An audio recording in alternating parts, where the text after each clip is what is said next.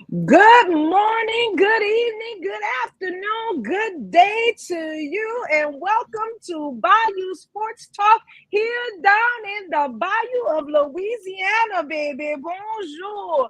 Let's go ahead and get started. And I am your moderator, Kay, and we have some great topics. We have some things we got to catch up on and discuss and dive into. So, holler at them, Ray. Good evening. Maybe good morning for some of y'all, wherever y'all may be watching and tuning in from. It's another day, another day, another dollar, so just getting it in with our sports analytics, our sports opinions, views, and ready to discuss these topics that we're gonna have ready for y'all. So make sure y'all comment, participate. You get participation trophies for participating in this live stream. We want to hear your opinion. You have a voice, well, fingers, use it, type it in the chat. We appreciate y'all. We really appreciate y'all. Some people say that just to say that, but we really do appreciate y'all. Y'all add another element and aspect to the show where you can't really Yeah. be nowhere else. Y'all are this show. Y'all are a part of this show. So make sure y'all comment, like, subscribe, and enter into the chats, and make sure y'all opinions and y'all thoughts are heard. So we just ready to to discuss these topics, opinions that me, K, Coach have, and people who are in the chat have. So let's get this thing on the road. All right. I like that, Ray. I like that. Go holler at him, coach. What's good, family? It's me, Coach 67 Sports TV. Shout out to the awesome and amazing LDBC, Lions Den Boston community. Shout out to the greatest university in the world, the Southern University, home of the mighty Jaguars. Y'all sit back, relax, enjoy the ride. We plan on giving y'all an amazing show today. Well, fam, we have some great topics, and we're going to go ahead and get started like the guys usually do and go ahead and dive into boxing. So start us off, coach. What you got for us? Well, last night, O'Shaquie Foster, he got a close decision against Abraham Supernova.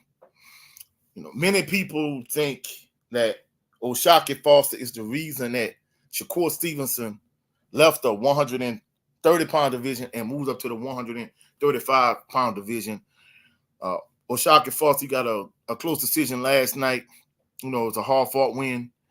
And more than likely, at some point, I think probably sooner rather than later, I think just the way Shakur Stevenson did, I think O'Shaquie Foster is outgrowing the 130-pound division. More than likely, he's probably going to move up to 135 pounds. So more than likely, it's probably going to be a showdown between O'Shaquie Foster and Shakur Stevenson at some point in the future. In addition to that, Terrence Bud Crawford, he still doesn't have an opponent. To me, in my opinion, I think if he really doesn't have an opponent at this point, I think he could have just went on ahead and just fought the rematch with Errol Spence Jr. From what I'm understanding, Canelo, he was supposed to fight Jamal Lyons only Charlo. One report I saw on X, which is formerly known as Twitter, this morning, supposedly Canelo is supposed to fight. He's supposed to fight. I mean, hopefully it's not the case because, since Spence and Crawford, they're not going to fight the rematch. From what I'm understanding, he's supposed to be fighting he's supposed to be fighting Errol Spence Jr. And the crazy thing about it is one report earlier this week supposedly said that since Errol Spence Jr. wasn't going to be able to get the fight with the rematch with Terrence Bud Crawford, supposedly he was supposed to retire. But for someone to break news that supposedly those two are going to fight on Cinco de Mayo, which is the first weekend in May. I don't know. We'll see. But the biggest thing on the horizon is the fact that, of course, we got Devin the Dream Haney. He's going to defend his WBC title against Ryan Garcia on April the 20th. And more than anything, the O'Shaquie Foster victory last night, more than likely, is probably going to set up a fight between himself and Shakur Stevenson down the line. So we have some, interesting topics of discussion in the sport of boxing. Okay, Ray, what are your thoughts? What do you have? I know there was some boxing matches yesterday. Kind of was a busy day for me yesterday, so I really didn't get a chance to sit down and watch any of the boxing matches yesterday that was on Top Rank. Um, I did see the results. But as far as like super headlining topics, as far as boxing, I really don't have none today. But yeah, so that'll be it for me as far as like boxing. So I want to ask you this, King Ray. What are your thoughts on if it's true? I think it's more speculation than anything. But if Errol Spence Jr. fought against Canelo Alvarez, what do you think about like that potential like super fight? Oh man, that would be awesome for Errol Spence. And I feel like you reap what you sow. You know how I feel. I feel like Terrence Crawford should have gave Errol Spence that rematch, but he didn't.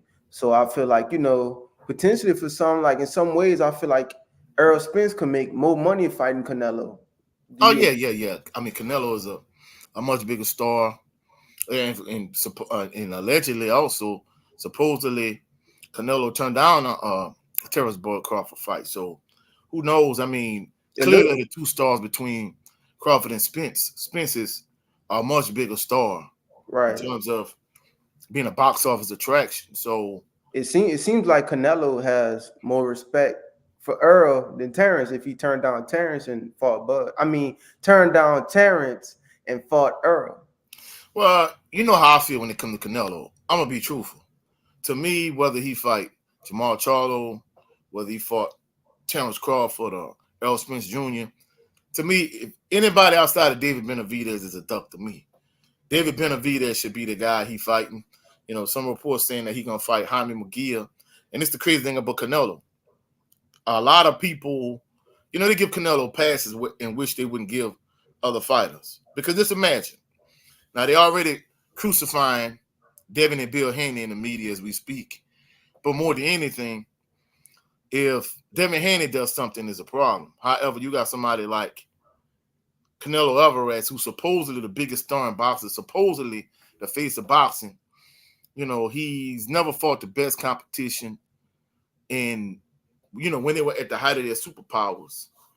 And when he did fight him, either he brought him down in weight, and weight drained him, or he pulled him up in weight. So he never fought like the best competition when they were at their absolute best. And I mean, the only fight he really did fight where, that particular fighter, he didn't weight drain him was Bivol, and Bivol beat him. He moved up to light heavyweight. He fought Bivol, and he came back down to super middleweight. Right now, the fight for him is David Benavidez. If he don't fight David Benavidez, I mean, I would be interested if he fought Spence or Crawford. I feel like Spence really don't have nothing to lose if he fought him. If I was Crawford, I wouldn't fight him. I mean, unless they fought at a catch weight. I mean, you already moved up from 135. You all the way up to welterweight now. If you fought him at 154, cool, because that's where Canelo started off. But Canelo is a super middleweight at this point. If you go all the way up to 168, in my opinion, he really can't get no credit for that win. So I feel like since Spence lost, I feel like if he fought Spence, cool, I would be cool with that. But more than anything, if you're not fighting David Benavidez, I'm not really interested in pretty much anything you have to. Anybody you fighting, I mean, even if he would beat Spence, I wouldn't give him credit for it because look how much you're pulling him up in weight. Benavidez is the guy you need to be fighting.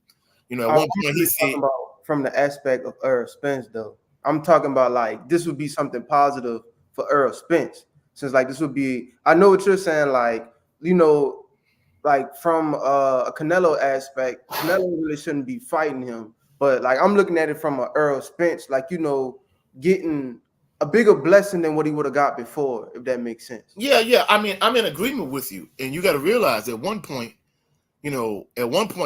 Spence was going to go in this direction instead of fighting Crawford, because remember, I tell you this all the time, Spence's team didn't want him to fight Crawford because Spence was clear.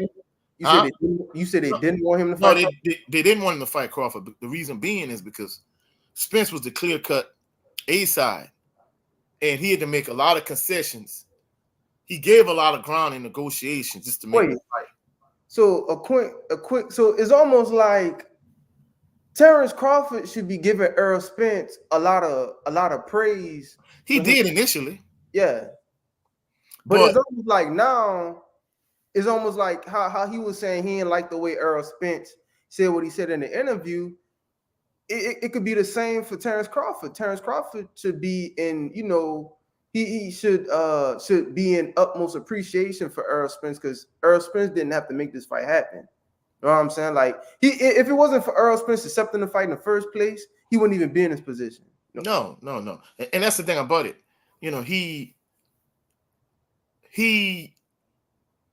He gave him a lot of like respect, a lot of props, a lot of admiration after the fight. And when Spence said what he said, it wasn't an interview, it was on social media on X.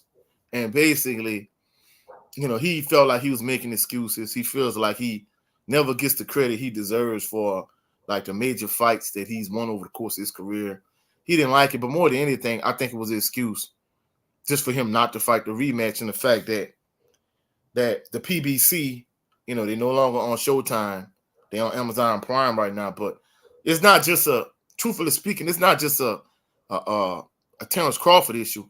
It's a PBC issue, for them not really getting a rematch. Because think about it. Look how long it was before Deontay Wilder fought this recent fight. Look how long Spence was out of the ring prior to fighting against Crawford. So part of that is a PBC issue, but from a being a man of your word, from a standing on your square perspective, that was the reason why we didn't like Bud, ducking the rematch. And he doesn't even have a fight set up now. I mean, if he would move up to 154 and fight Tim Tszyu, for that title, cool. But Tim Tszyu is fighting Keith Thurman. So my point is, like, bro, like, unless you fight Jerron Boots Ennis, like, anything less than Boots Ennis at this point, you could have just went on ahead and just fought Spence in a rematch. Right. That's just my opinion. But like you said, in terms of a showdown between two fighters, I mean, these are the two fighters that did major and huge number in the Cowboys' new current arena where they play their NFL games. So these are the two fighters that really did big numbers. If those two fought there in Dallas, oh, bro, it'll probably sell out Jerry World. You know what I'm saying? So, So I got this question too. If Errol Spence, let's just say Errol Spence goes on to beat Canelo, do you think Terrence Crawford will be interested in a rematch with him then? He probably would be at that point, but I'm gonna be truthful. And that's what I figured. That's what I figured. If he goes on to beat Canelo, which I think he could, I think it's possible, yeah. And like, it'll go to show you, it's like now, like at first when they fought, it was all for like, it's almost like, I don't know if you seen, I'm about to sound like a nerd right quick. I don't know if you ever seen Avengers Endgame with Thanos. I seen trailers and clips of it, but I didn't see it like, the full movie. So without explaining all the Marvel Universe and stuff, so basically Thanos says something. So basically the Avengers go back in time. Excuse me, Ray. Don't feel like a nerd. I have saw it myself. So the Avengers go back in time. I'm pretty sure you heard of the Thanos snap, right? Yeah. So the Avengers, spoiler alerts for anybody who haven't seen Avengers Endgame and all the Avengers movies and stuff, but Avengers eventually go back in time to try and stop Thanos from snapping his fingers. But in Endgame, even though they stopped him from doing the finger snap, it came right back to what it was before. So it's almost like if Errol Spence goes out and beats Canelo, it's almost like Terrence Bud Crawford and Errol Spence gonna go right back to where it was before, right back to Errol Spence being the A side. And I mean, I'm gonna be truthful. Bud, he's a real prideful guy. Yeah, I could tell. He wouldn't take the B side. He wouldn't take B side money. But if it was me, if Spence went on to beat Canelo and become the whether they fight at a catchweight or whether they fought at the full super middleweight limit, if he was to go on and become the undisputed, super middleweight champion, and he wanted, Bud wanted to fight him again, like, hey, either you would take B-side money, or we wouldn't fight at all. You already ducked the rematch, so we know you're not a man of your word. Right. And like I say, if Bud goes on to fight Boots, I would be cool with that. To me, if he's not fighting Boots, he's not fighting Canelo, you just might as well fight the Spence rematch as far as I'm concerned. Because at this point, Tim Tszyu is off the table because Tim Tszyu is fighting Keith Thurman. And even PBC, I think they kind of felt a way about that. So instead of letting Tim Tszyu fight Bud, basically, they let Keith Thurman fight him instead. So I don't blame PBC at this point, even though they've done a lot of questionable things. As a promotional company, I think they have done a lot of questionable things. In my opinion, I'm not gonna go into the whole history of letting Joshua get the belt off of Prince Charles Martin. I think had Wilder got that title, then he would have had the competitive advantage, going into a negotiation with AJ. AJ wouldn't have been able to duck him at that point. But the point I'm trying to make is PBC has done a lot of questionable things, but I don't blame them for the way they're moving with Bud, because Bud is technically he's a promotional free agent. Like he's not signed, he's no longer signed the Top Rank. He's not on DAZN, he's not on PBC, so he pretty much his own boss doing his own thing. Right. And one more thing I kind of just realized too, I'm steady on this Earl Spence what if rematch type of scenario. And I'm just thinking, like, if Earl Spence does beat Canelo, and you know how when Earl Spence and Terrence Bud Crawford was trying to get the rematch done, he didn't want to go up and wait. So if Earl Spence beats Canelo and becomes undisputed, in order for them to do the rematch, Bud Crawford will have to go up and wait. Now it would be no kind of negotiation. Yeah, and I mean that's the crazy thing about it. If Spence was to go up and beat Canelo, like you said, Spence would no longer have to weight drain, 1, and 2. Bud would have to move up to fight him then. So more than anything, it seemed like that loss worked in his favor. Well, I mean, I think either way the cut. This is what if he beats Canelo. I'm going all off of what if. Yeah. And I understand that, but truthfully speaking, I mean, as somebody that watch a lot of Spence fights, like we know, for you to feel slighted because you really didn't get the credit you deserve, that's one thing. But man, I have eyes, I can see that was not what Errol Spence normally is. Like, right. You could tell something was going on with him that night, whether he was weight drained, whether it was a cataract, whether it's the rib issue. And like you said, you and I said before, it's not that he's making excuses. We're just being honest about the situation. Bro, I mean, you could see that he wasn't the guy that beat up Eudanis Ugas. He wasn't the same guy that beat up Danny Garcia. I mean, just go look at some of his previous fights and look at the night he fought against Bud Crawford. He ain't the same guy, you know what I'm saying? Bud Crawford knows that too, which is why he felt so that insecurities about his win over him. Like, because if you really beat a person, he'll be like, I don't care what he say, I beat him. But the fact that he's in his feelings that he's so-called made an excuse, it goes to show you, like, well, Shannon Sharp say all the time, you're not gonna chase a lie. And I mean, and that's the thing about it. So if you were so adamant that, hey, you really beat him, no excuses, then guess what? Just fight him again, like you say, fight him again and prove it. Right. Exactly. All right, guys. Well, we're gonna move on. And hold up, Kay, before you move on, highlight the comments in the chat, boy, if you don't mind. Yes, I will. Thank you, Coach. But we are going to, before we move on to the NBA and the Pelicans and all of the things that are going on, we want to highlight Joseph Townsend thank you, fam, for coming in and showing us some of your support. We appreciate you.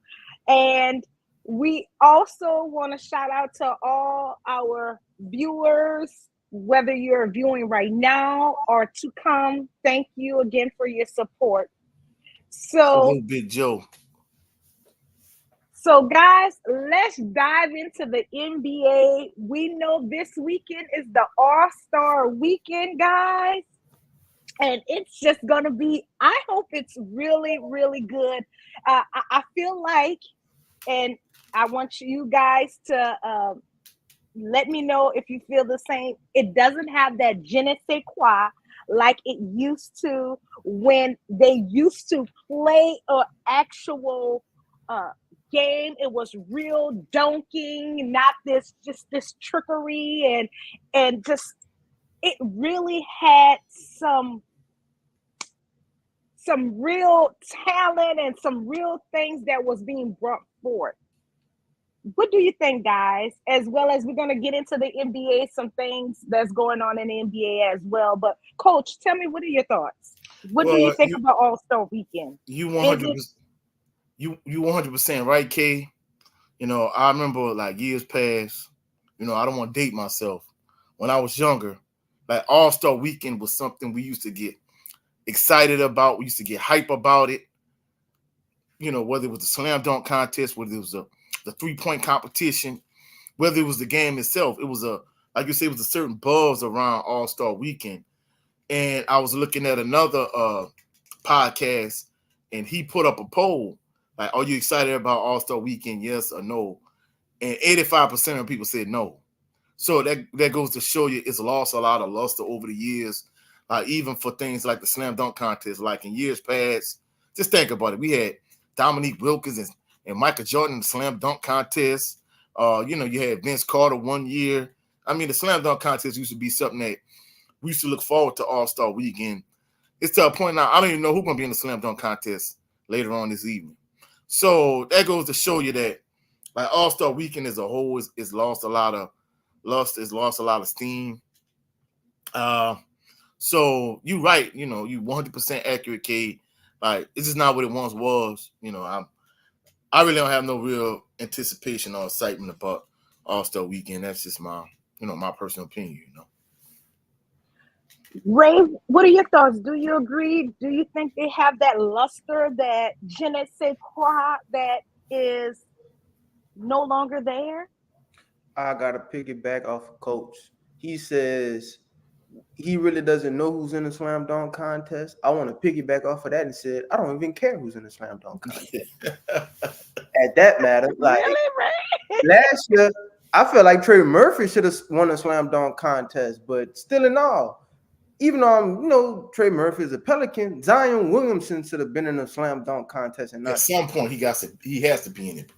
That's what I'm saying. It's like, man, why LeBron James? LeBron James was in a few slam dunk contests. No, in high school, yes. Yeah, but as an NBA player, he's never been in a slam dunk contest. Why Giannis isn't in a slam dunk contest? You know what I'm saying? That's like, and then like, I mean, nothing against women, but why is Steph Curry having a 3-point shoot off against Sabrina? I think that's her name, Sabrina, the WNBA player. Yeah. I mean, I guess, I like it. I low-key like it because, they're trying to collide the WNBA and the NBA, they help bring the WNBA up. So, I dig it. But it's like, I see more promotions for Steph Curry, and I think her name's Sabrina. I could definitely be wrong. I see more promotions for that than for the actual 3-point contest and slam dunk contest.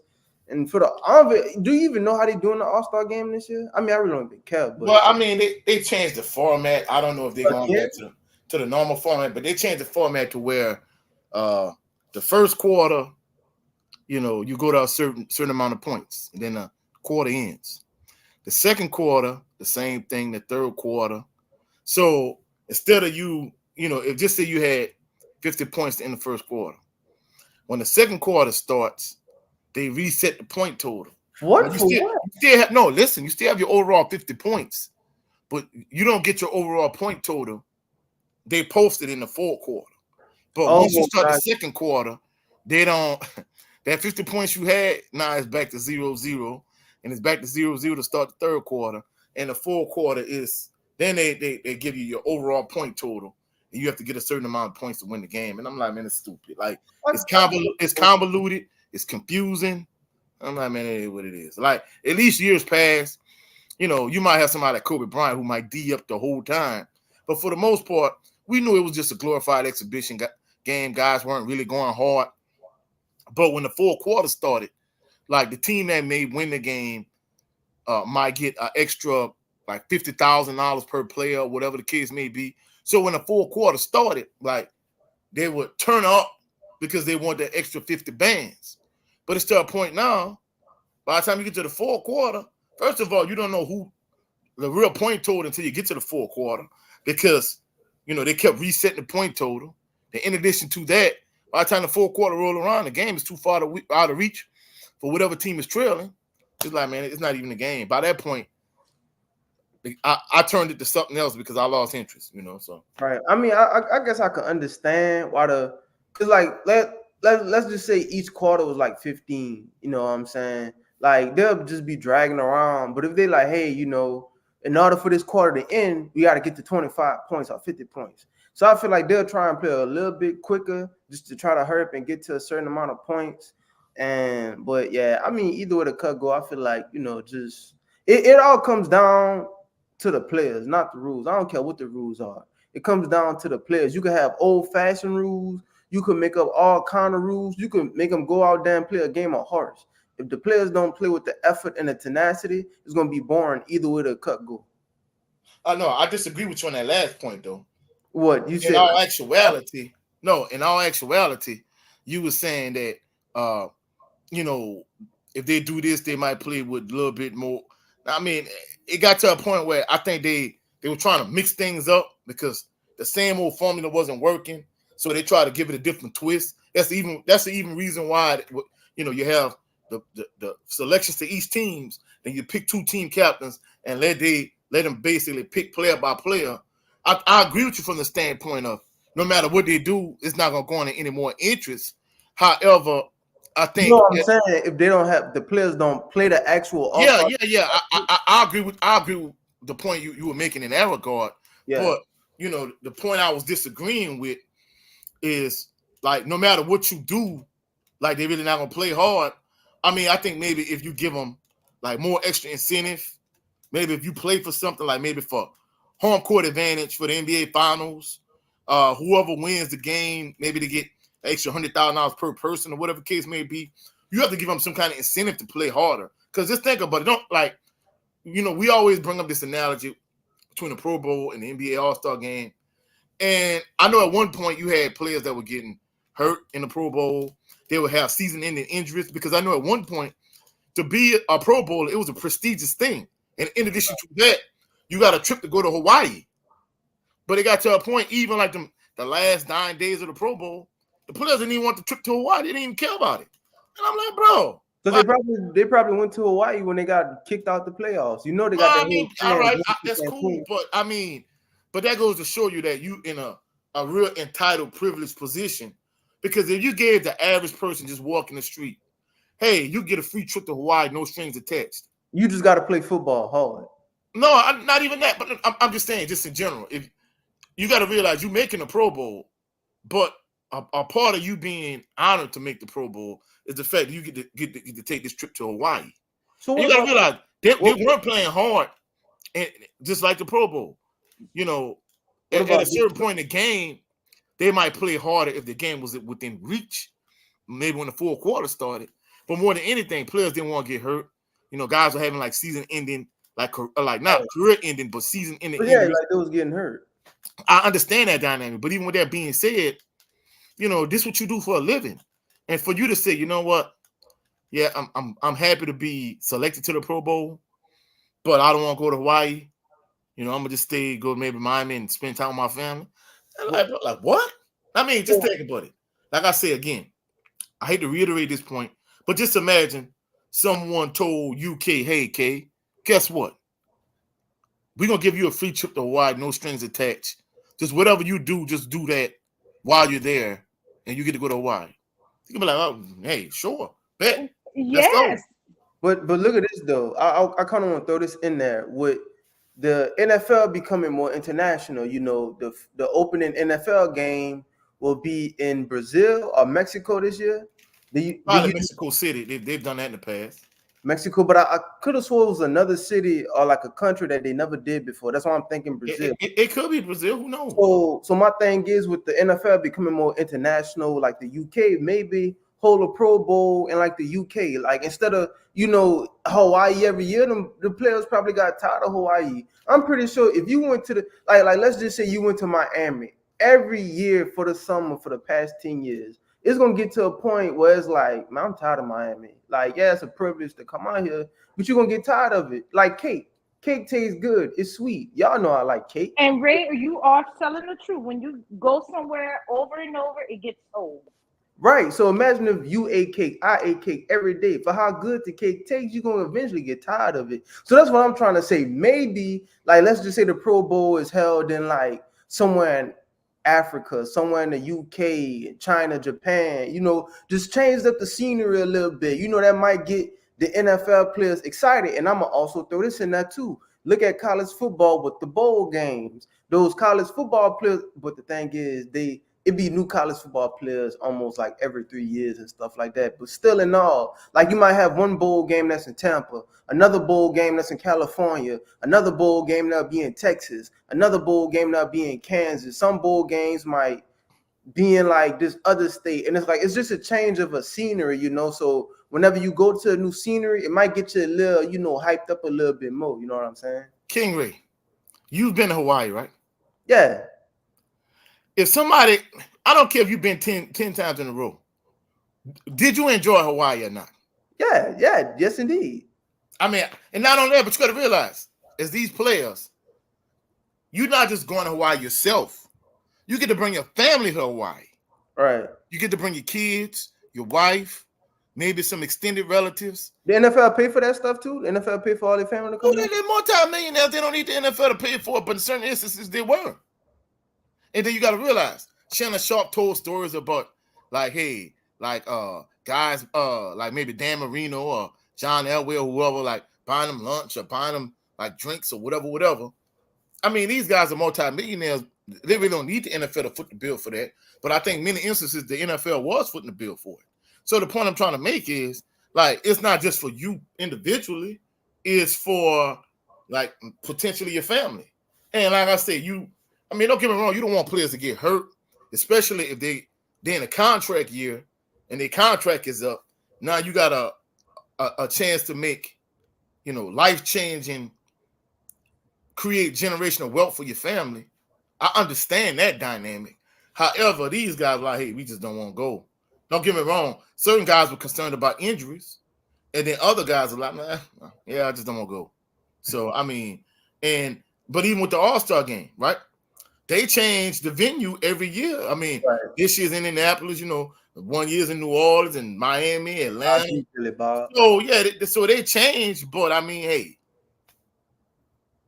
I agree with Billy Bob. You know, he said a Pro Bowl should be after the Super Bowl, which I could have sworn, wasn't it after the Super Bowl? At one point, it was initially. They used to have it after the Super Bowl.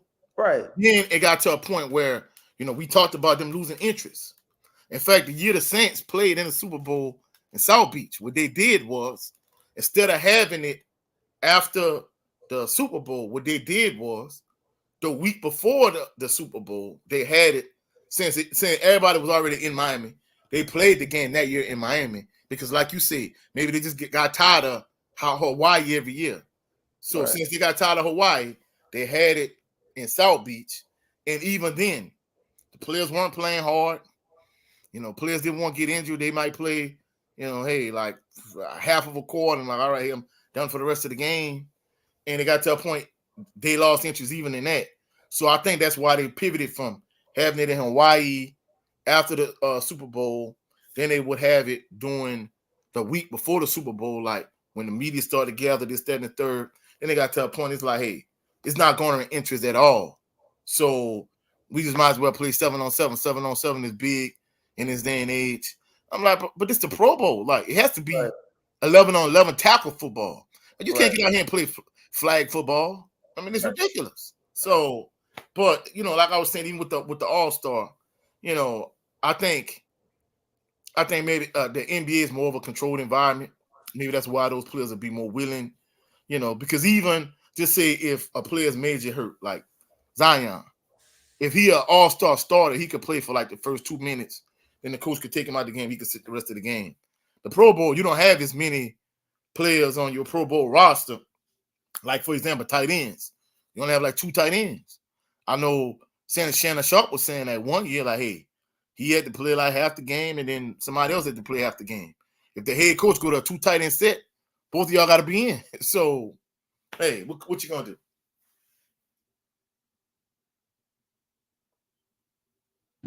All right, well, guys, let me ask you this question. What do you think, while we're on the NBA, what do you think about the Washington Wizards? My middle son, shout out to him. He has been working the board as well. But what are your thoughts? Because him and I, we were discussing how they only won 9 games.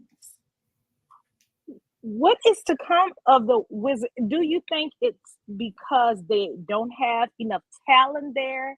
Because their backbone, that one key player they had, is no longer there? Or what is the problem? Do you think they're going to let him go this year?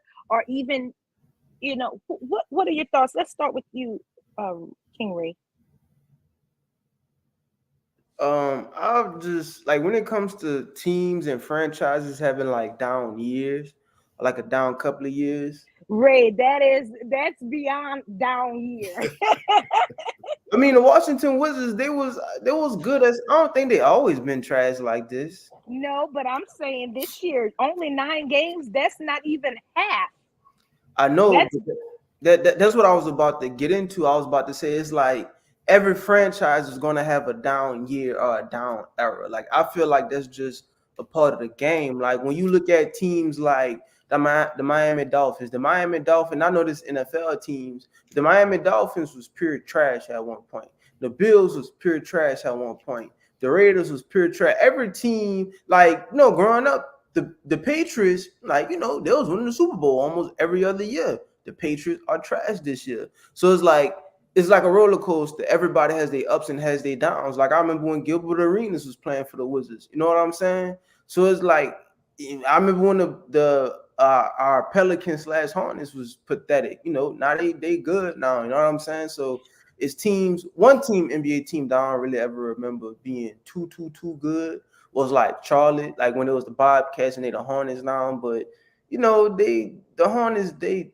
are high. But what I'm trying to say is like when I see a team struggling, I don't really trip. Because every team, every franchise is going to have that period where they're going to go on a little slump, a little slope, but it's like look, if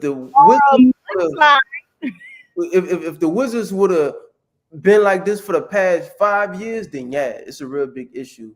But if it's just like this year and that's it, then they get back to balling and stuff.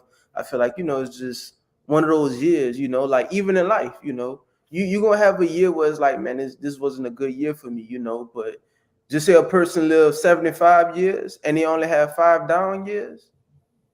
What is 5 down years to the other 70 good years? So I look at that like NBA seasons. For the past 10 seasons, you might have had 1 or 2 bad seasons, and the other 8 seasons was good seasons, theoretically speaking. That's kind of how I view it. And I understand completely what you're saying, Ray, and because the Pelicans, like you said, / Hornets, they were, I hate to say it like this, they were garbage. But we really didn't have that talent that it seems like the Wizards, they are in need of right now. Coach, what are your thoughts? King Ray brought up an excellent point. However, I think the point Kay was making is not the fact that they're having a down year. I think the point she's making is they're historically bad at this point. Like they extra trash, like she would say. And I think that's kind of attributed to like the players they've moved. Like, for example, Jordan Poole. Essentially, Jordan Poole is supposed to be their cornerstone franchise player, and he's not that guy. He clearly misses being in Golden State with Steph. He fed off of Steph. His feet were fed off of him. So I think if you look at the Jordan Poole situation, I think he misses being with Steph, and Steph also misses being with him in terms of, like, at least at a certain point in the game, you kind of put the two of them in the game together. You could put Steph at the point, Jordan Poole at the 2. Maybe you could move Clay to the 3, Draymond to the 4 or 5 or whatever. And, you can run with that lineup. But once they moved him for Chris Paul, now you're at a point where, like, the Wizards are, like, historically bad. And that's one thing, issue they've had over the years. Like you were saying, whether it was Gilbert Arenas, whether it was John Wall, it seems as if their franchise player typically is a guard, and that guy is always hurt and injury prone. Like I said, it was always, like I said, you go all the way back to Gilbert Arenas. He was that guy. He used to be Agent Zero. And then in the words of Rude Dog, he kept getting hurt. Then he turned into Patient Zero. Then you go to John Wall. John Wall is exceptionally talented in terms of, like, one of the top point guards in terms of just pure athletic ability in the NBA. He was that guy, but he kept getting hurt year after year after year after year. And he had, like, a debilitating career-type injury from the standpoint of he was getting hurt all the time. Even Bradley Beal. Bradley Beal was their guy, and people was like, well, hey, if they get rid of Bradley Beal, they could start a rebuild. The only reason why Bradley Beal doesn't want to play is because they have a bad team. But if you trade him to a winning team, a championship caliber team, he's going to play more often. And guess what? They send him to Phoenix, and he's still injury prone. But I think more than anything, I think they don't have, like, the superstar caliber player they really could build around. If you look at the trades they made, they traded Westbrook to the Lakers, and they got a bunch of pieces. Like you saw, they got Kyle Kuzma and Montrezl Harrell and all of those players. All of those guys are role players. Like, none of those guys can carry a franchise. Then in addition to that, if you look at them giving up Bradley Beal and them getting Jordan Poole in return, I think Jordan Poole is a good role player, but in terms of him carrying the team on his own, he's not that guy. And even if he is, you have to put more requisite pieces around him for him to be successful. So at the end of the day, I think the point K was making is that they're historically bad, but I think Rama made a valid point. I don't think they're going to be down always. Even if you look at the 76ers, basically that's how the 76ers was able to build their franchise to what it is now. Basically, they tanked year after year after year after year. They was able to get Jahlil Okafor and they was able to get our friend the process, Joel Embiid. So, after a while, you have these bad and these down years, and you're able to eventually build up being a playoff caliber team. So, like Raymond said, it's a roller coaster. You're going to have your ups, you're going to have your downs, but that's part of the cycle in terms of, every team going to eventually get their turn to be successful at some point. Okay, guys, now is that time for that topic open discussion. So let's start off. What topic do you have that you would like to start off with? I mean, I know we talked about the Pro Bowl, the NFL, NBA with the All-Star weekend. Wait, I just realized. No, none, not mine, none. So I feel like we talked about everything with as far as like football, boxing, NBA. I'm trying to think about any other thing that we could potentially talk about that that we all could have input on. But as far as like an open discussion, I know UFC 298 comes on tonight, but I don't think anybody would be too interested in that card. It's a pretty good card, but not. It's some intriguing fights for me, but I don't think is any intriguing fights for anybody else to really give input on. I guess we could talk about the NCAA right now. If have any of y'all been watching some college basketball games? Well, of course, the team I've been watching, my Jaguars, they've been on the roll as of late. So outside of the Jags, nah, nobody else, not really. The last game I seen, because of course they're not gonna show the Jags on ESPN too often. But I remember the last game I was They watching. beat Jackson State on ESPN. Yeah. I was about to say that's the last game I seen when they beat Jackson State. Yeah, I mean they've rattled off a lot of wins in a row. The only thing that's been kind of shocking to me is the success they had. They played 4 guards together, and I'm like No I big- know he hasn't been able to bring in the players he want in terms of his recruiting class that fit his style of play, but he's kind of going playing 4 guards all simultaneously, and I'm like, damn, bro, shouldn't you get murdered on the glass? But I'm not gonna lie, they start off slow, like the game I went to. It's here on the channel. It was Greek night that particular night. So, of course, I went live and, showed the Qs and the AKAs and all the different fraternities and sororities dancing on the floor and, different little clips during the game. And they started off slow. Of course, the girls, they Pine Bluff smacked them that night, but the boys, they went out and they did their thing. So I was shocked that he's been having so much success with the 4-guard lineup, Okay, well, guys, I know that I have a topic that I would like to discuss, but it's not for open discussion for right now. But something else I want to bring forward about the SEC and the HBCUs with the guys going into the portal, and there I see we have our quarterbacks from Southern University. Harold Blood.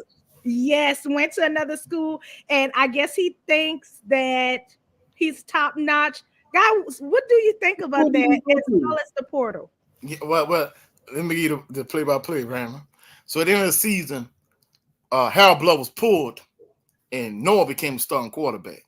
So right now, he's probably penciled in to be the starting quarterback for the spring, and it's going to be a 3-quarterback race between Zay Tessett, Noah, and Jalen Woods from Georgia, right? So our friend Harold Blood, he entered the transfer portal, and I did this other podcast, with another content creator that follows Southern University a lot, Chris the Middleman, shout out to him, and we talked about it. And at that point, he was projected to go to Mississippi Valley to be the starting quarterback. And then all of a sudden, he pivoted and he went to Mizzou. Now he's going to be one of the backup quarterbacks at Mizzou.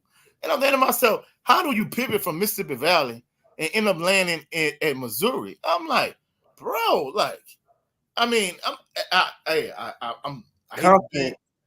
hate to be brutally honest, but I did a top 5 Southern University quarterbacks, Pete Richardson era to now.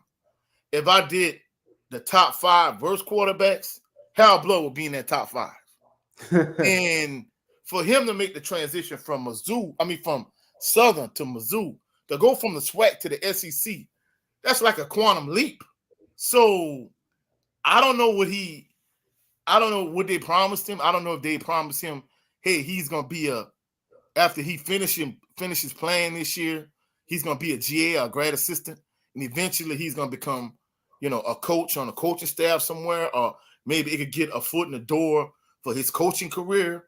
But for him to pivot and go from being a bad starting quarterback at Southern to potentially being a starting quarterback in Mississippi Valley, and then pivoting and going to Mizzou, I'm gonna be honest with you, I think they promised him maybe some type of money or some type of something on the back end for him to say, "Now I don't want to be the starting quarterback at Mississippi Valley. I'm gonna go and turn around and be a backup at Mizzou." I don't know, and I think more than anything, I think they probably just want him because this is his 6th year, so basically he's a 6-year senior. So I think that's probably the reason why they want him more than anything, because a lot of these teams, they got players, with the whole COVID thing. If you got red shirted and then you get a medical red shirt or 2, some of these guys, you got guys that are 6-year seniors, you got an occasional 7-year senior, then you got other guys that's even like this one guy He like an atheist thing. And I'm like, dude, you got a degree. He got a degree and a master's. Like, what the F you doing in college for 8 years? So, I mean, I don't know. You never know. He might have went to Mizzou because they might have had his what they call it, his concentration, not his concentration, his what you call it whenever you want to focus on something. But yeah, that's concentration. But the thing about it is he already has a degree, Raymond. So maybe they offer the master's that he's looking for. I mean, if you say that, cool, because he already has a bachelor's from what I understand, he already has a bachelor's degree. Yeah. But maybe they have the master's that he's looking in, and Southern or Mississippi Valley doesn't offer it. That could be a possibility. But that in itself, I don't know. To me, because you know, sometimes we talk about, hey, you got an opportunity to get a free education. Take advantage of it. And it's like, I know, like Southern, like most HBCUs don't have some of the fields and the type of studies that you would want. We don't have some of the resources like other PWIs will have. So it's like, you never know. He might be going there like, hey, he probably knows he's not going to start at Southern. He might not start at Mississippi Valley. And he's like, I'm not going to start at Mizzou. But the thing is, at least I probably could get the degree and education I want at Mizzou that I probably couldn't get before. No, I think he was going to start at Valley, if you ask me. Yeah. I think he was going to be the starting quarterback. But, this is my question, too, for Mizzou. I know he's a 6-year player, but why would Mizzou even want him outside of him being a 6-year senior? Like, why would Mizzou have interest in him anyway? I mean, I don't know. So, guys, this is my next topic I want to bring forth. But before we move forward, let's give a shout out to Jay Good. Let's give a shout out to Billy Bob. And let's give a shout out to Jared 011 Green. Thank y'all for tuning in, and we appreciate your love and your support. But guys, let me ask you this question. What do you think about the move that has been made over in Colorado? Coach Prime, he has taken he kicked out Charles Kelly, and he moved in a new guy, Robert Livingston, in. Do you think it's the coaching, or do you think he needed more of a defensive line and a better offensive line to support what he's trying to do moving forward? Do you think it was Coach Kelly, or do you think it was just he didn't have what he needed to move forward? Let's start with you, Coach. Well, I'm gonna be truthful. I saw like a YouTube video that Billy Bob sent me a couple weeks back, and basically it was saying that essentially, like Coach Prime, they think like in this particular scenario with his constant like revolving door of coaches, they think he may be a problem because of his demeanor. I mean, we know that Coach Prime, he's an extremely confident guy, but from what I'm understanding, they say he could be extremely demanding. And like, I guess a lot of coaches, maybe they really aren't tolerant of him, being a superior. You're in a subordinate position to him, but he could really press and weigh on you, from a coaching standpoint. And in addition to that, somebody in his position, the fact that Colorado is getting so much notoriety, he's going to always be able to bring in new coaches, like constantly. So I don't think that's going to be an issue from his standpoint. But at a certain degree, if you keep losing coaches, like you start to lose continuity, because, if you see certain players, like, for example, I know even somebody like Derek Carr, they were saying that, him constantly having like new people around him in certain positions, like he didn't develop a certain comfort level. I mean, even like, in NFL, NBA, just imagine if you're an NFL player, you're a starting quarterback, and you get a new offensive coordinator every year. You get a new head coach every other year. Even if you're an NBA player, you're a point guard. So if you play certain sports, you play a certain position within certain sports, like having a constant change of coaches that keep, going through this turnstile, and you keep changing coaches. It's a revolving door. At some point, it's going to be an issue.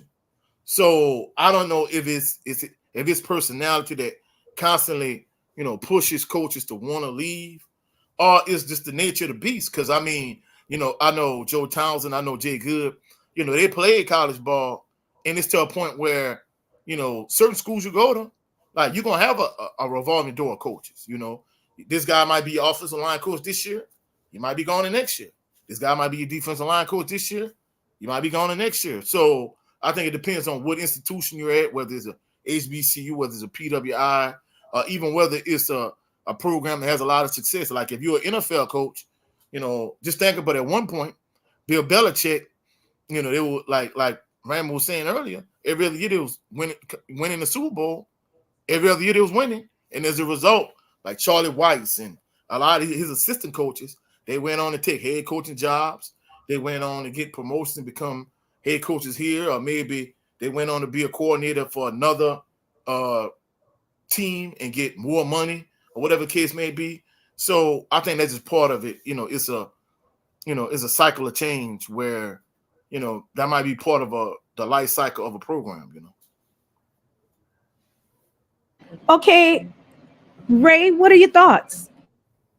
Oh, I'm surprised that Coach Sanders still kind of cleaning out house. It's like, and I know when he first got there, he got rid of a bunch of players and coaches, but man, my thing is like you got to kind of let things play out for a couple of years. And I know he wants a win now team, but dog, that's not how it works, and he knows that. God bless Bless you, Ray. Thank y'all. But yeah, it's bad to his players, and I'm also say this too. Coach Sanders, changing our coaches, it's a possibility that he could change too. Because I don't know, I still got that feeling and that thought in the back of my head. If he gets the right opportunity presented to him, he's packing up and he's gone. So my thing is, I don't know why he's constantly changing. I get that when you first come now, you won't try and build your system, but now it's like, dog, y'all had some success.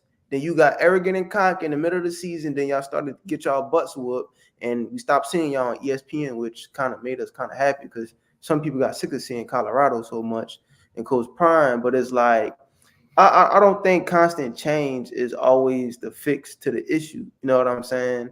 And he needs to learn that. But I know during the season, Colorado Coach Prime, he constantly talked about how he wanted to get his line, his D line, and his offensive line, and like he wanted to be better and more dominant in the trenches. And I feel like the way you make that better is you recruit those type of guys.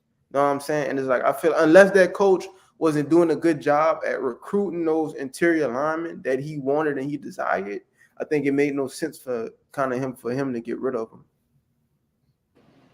Okay, guys, I have two more questions, but I guess you can keep it as a two-parter. My first question is, do you feel like with Coach Prime going to Colorado made Colorado like a lower level NFL, like the logistics of things and how things are being ran, made it almost like a lower level NFL? And also, do you think he gave that the SEC some kind of inspiration, some hope, something to look forward to for I would call it the HBCUs that aren't in the SWAC and whatnot? So what are your thoughts? Let's start with you, Ray. No to both of them questions. The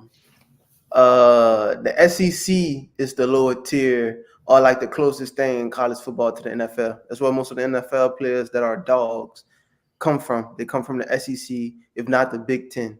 Like with Ohio State and Michigan and stuff like that. And maybe the ACC with Clemson and stuff. But like I remember the Pac-12 used to be, that conference with USC, Oregon, and Oregon State, but Colorado is like, nah. And that's why I kind of made the comment I made earlier. A lot of people got tired of seeing Colorado and Coach Prime all over like ESPN and all on social media. Like we like Coach Prime. But like the same reference I made about cake. You eat cake too often, you're gonna get sick of it. You see Coach Prime too often, you're gonna get sick of the dude. It's like I don't want to go on Instagram and every other post that is ESPN post is Coach Prime and Colorado. You get sick of seeing that.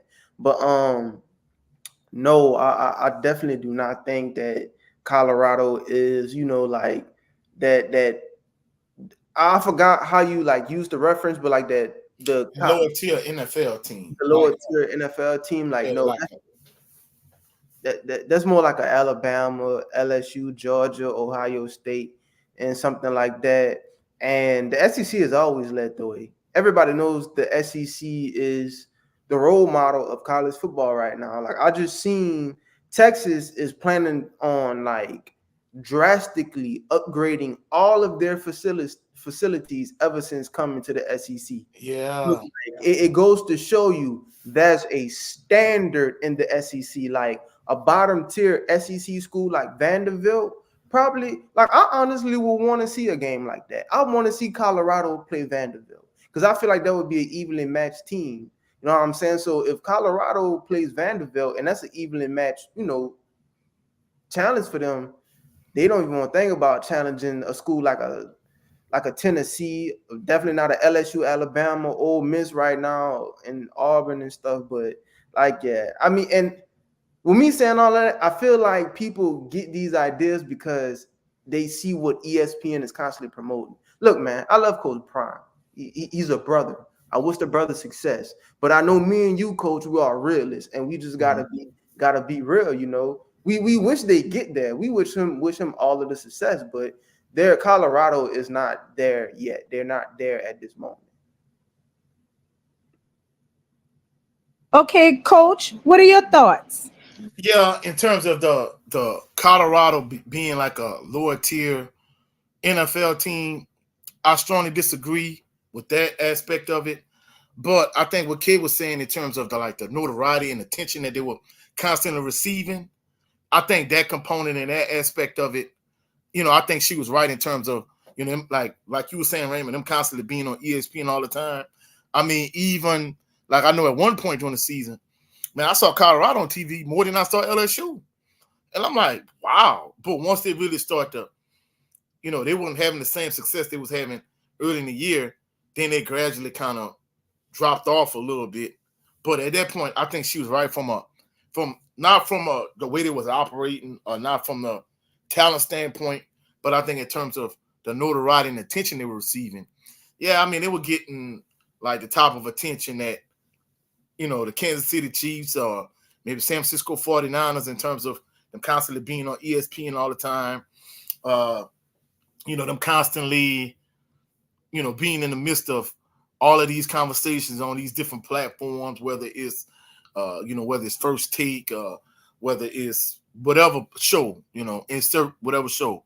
So I think she was right from that standpoint.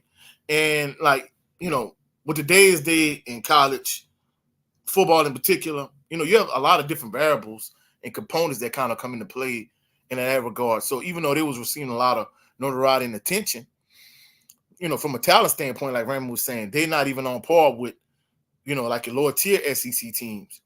And then in addition to that, you have NIL and, those different variables and components. Now that the way they're talking, like even the face of NIL is shifting in terms of, like, if you were a high profile player and you had success, just say you might be a sophomore, you might be going into your junior year, and, you get an NIL deal. Now the way they're talking, like some of these, institutions, they're trying to raise money for a particular player to come to their university. And the way they talk, like, that's not NIL, that's more offertory from the standpoint that it's more or less pay for play, more than you actually building up a name and a reputation, and then eventually you get an NIL deal. So, I mean, it's a lot of variables and a lot of components, but I think what Cade was saying in terms of like the notoriety and the attention that Colorado receiving, they were receiving like lower tier, like NFL team, like notoriety and attention in terms of, I think it's the coach prime effect more than anything, because just think about it. You know, I've been following the SWAC for over 40 years, and I'll be truthful.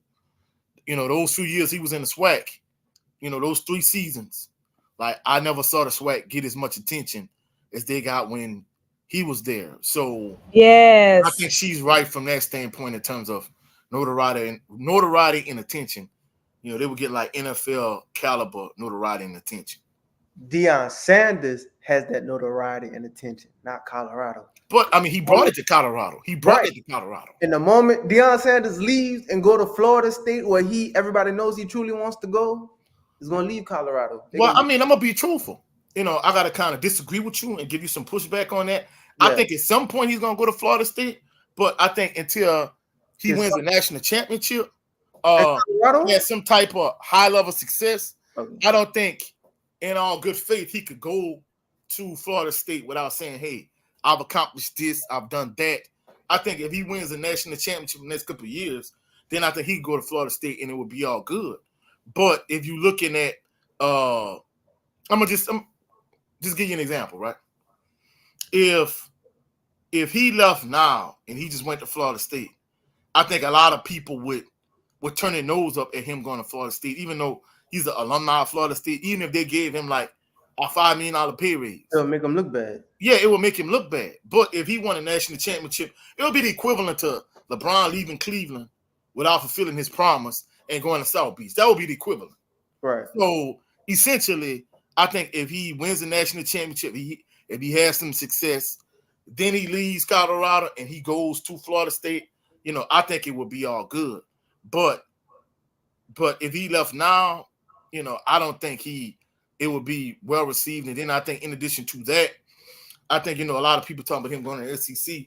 You got to realize, you know, the vast majority of the SEC teams are in the deep South. Right. You know, that's why it was such a shock that Sylvester Croom got an SEC head coaching job.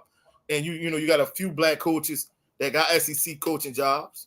But more than anything, like, I hate to say it, I'm gonna just be truthful. You know, we supported LSU over the years from afar, but LSU, forget having a black head coach at LSU. LSU doesn't even want the black athlete. You know, in all actuality, they'll take Jaden Daniels if he wins a Heisman Trophy, if he leads them to a national championship or something along those lines. But, you know, they want the black athlete. They don't want the black quarterback, and they definitely don't want a black head coach. And you got to realize it's not just that way at LSU. It's that way in the vast majority of the teams of the SEC. Man, they don't want a black head coach at, you know, some of these schools like Ole Miss, Mississippi State, even though Mississippi State had one. But the point of it is, you know, you had that one that's outlier. Like, you know, the 4 black head coaches you had at SEC, those are outliers, you know. Right. I seen 2 comments in the chat that I want to touch on too. Is what Jay Good said in you probably could highlight it too. What Jay Good said about Texas could afford to do that when they have alumni, when they have an alumni base, that boosters are more millionaires than many other institutions. You know what I'm saying? So it's like I seen that, and that's something that I always thought about too. You know, it's like, man, like when you look at universities like Texas and some of the alumni that they got there, like a school like Stanford that's in Silicon Valley, where probably like majority of the alumni that's in their boosters are like millionaires and stuff like that. You know what I'm saying? It's like, and stuff like that does help. If you got somebody who's a millionaire, because that's essentially how NILs work. The reason why LSU got a lot of NIL, one of the reasons why LSU got a lot of NIL money is because of Get Gordon. I think Get Gordon is an alumni of LSU. And if you notice, a lot of athletes, you know, like they do advertisement for them. I think Raising Cane's might, you know, help LSU because, you know, that's why Raising Cane started. And okay, I don't mean to cut you off. We have a Raising Cane's billboard with what her name is, the Bayou Barbie. Reese. That's her name. Andrew Reese, and what the other girl name is Flange. Yeah, Flange, in our office at the school. Right. So, you know, Raising Cane's is a big contributor when it comes to LSU sports. I mean, they even had a deal with what his name is, the Mad Hatter. Mad Hatter. Yeah, Les Miles. Les Miles, yeah. Yeah, they have some kind of little deal with Brian Kelly. So, in terms of like support, you of course, they do the whole tailgating package or whatever during football season. That's predicated primarily around LSU. I mean, I'm not saying Southern fans don't get it either, but I mean, if you go on a yard, and I know I don't want to stray too far off into another topic, but in terms of like tailgating, people gonna have their fun when they in Tigerland, tailgating for LSU games, and the same thing with Southern, and they're cooking in both places. But in terms of like the Caniac pack and all that, and these different tailgate packages, that's gonna primarily be for LSU. Whereas you go on a yard, you gonna have people barbecuing, people frying, people boiling. So that's why you might not have as many people get these Caniac packs. They're gonna barbecue. They're gonna get on the grill before they go to get the Raising Cane's, for their tailgate package. Now, Coach, if you go out there on go to LSU, you have more people making jambalaya from scratch than you do out there. I said that, boo, because I'm not trying to focus on food. I was trying to just say how. Yeah, we know what you're saying. We know what you were saying. We got to talk about food, but I told you this, man. I pushed it in that direction. Yeah, and she's right from that standpoint. But I'm gonna be truthful though. I went to the LSU and Southern game, and man, there are a lot of people out there. They had just like you go across town to Southern. They got they out there, they tailgating. They, like she said, they making their jambalaya.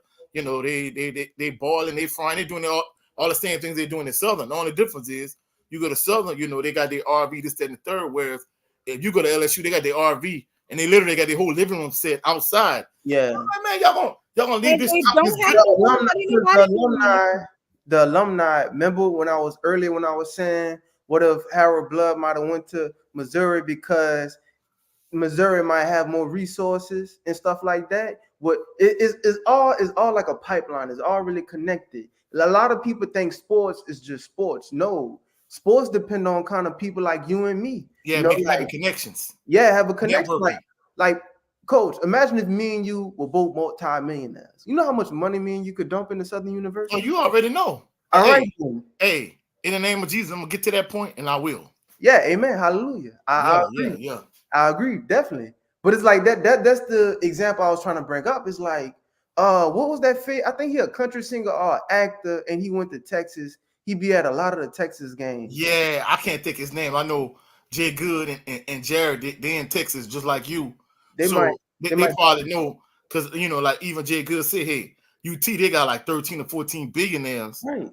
That's why they able to, dump so much money into UT. Right. So I mean, for them to just, just let coaches go the way they go, like, all right, you can ride, and then we'll give you this little payout money. Even at A&M, I'm gonna be honest with you. For them to just let Jimbo Fisher ride the way they did, and just not even to blink, I mean, that go to show you how in the state of Texas, like you said, it's a lot more millionaires and billionaires. Oh, Jay Good said Matthew McConaughey. Yeah, yep. That's him. That's who I was thinking about, Matthew McConaughey. He's talking about oil money. Yeah, and like Billy Bob said, they got all money there too, So hey. Right. So, but that's what I was trying to bring up. Like, a lot of stuff is a pipeline, and it's not just you got good players that came from Texas, but when I really look at a lot of these Hall of Famers, like Mel Blount, man, when I found out Mel Blount went to Southern, I was like, oh my gosh, it was a wide receiver, Harry Carmichael. Yeah, I'm like, dude, not Gilbert Arenas. He played safety for the Cardinals. Oh, you talking about Nias Williams?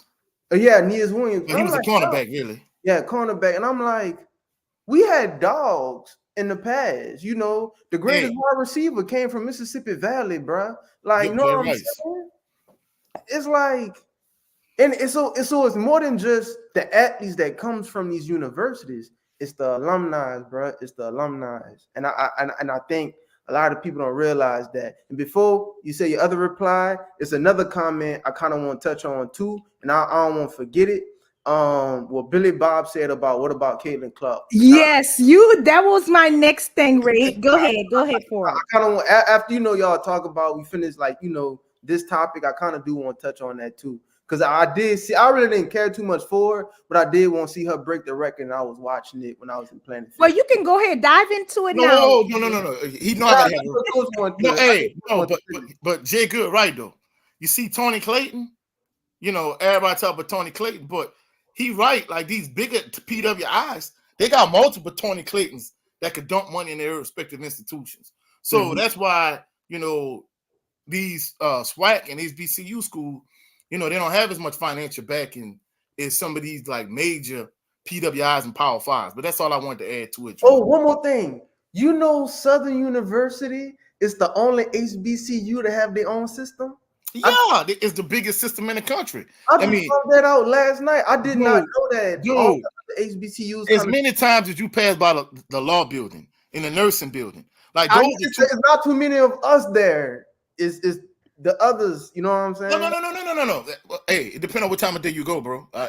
Hey, they got a lot of us in that, especially in that nursing building. But when I would pass by, I'm like, that's an awfully amount of what kind of people. Yeah, I know. I agree, but guess what? I mean, it depends on what time of day you going there too. You're gonna see a lot of us, you know what I'm saying? Right. Well, especially in the nursing building, because I'm gonna be honest with you, that's why some of them, some of the Jaguars used to hunt at certain points. But also, guys, that at one time, Southern's nursing program was the best nursing program in the state, let alone one of the top in the country. Yeah, it was one of the top in the country. I think they brought them down lower because it's too much too much of recognition they're getting.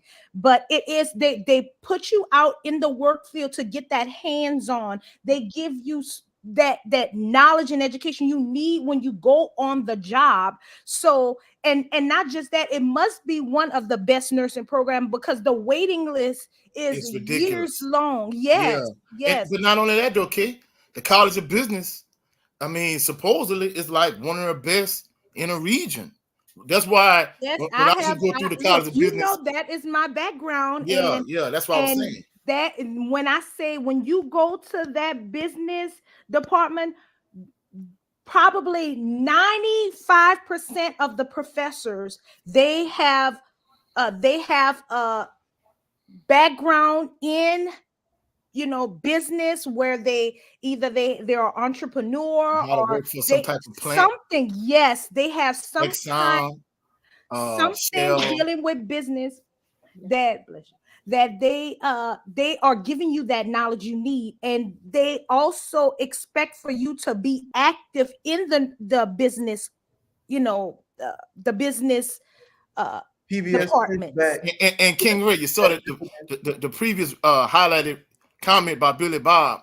I mean, you could speak to that too. You know what I'm saying? Yeah, that's why I started saying PBS Pinchback.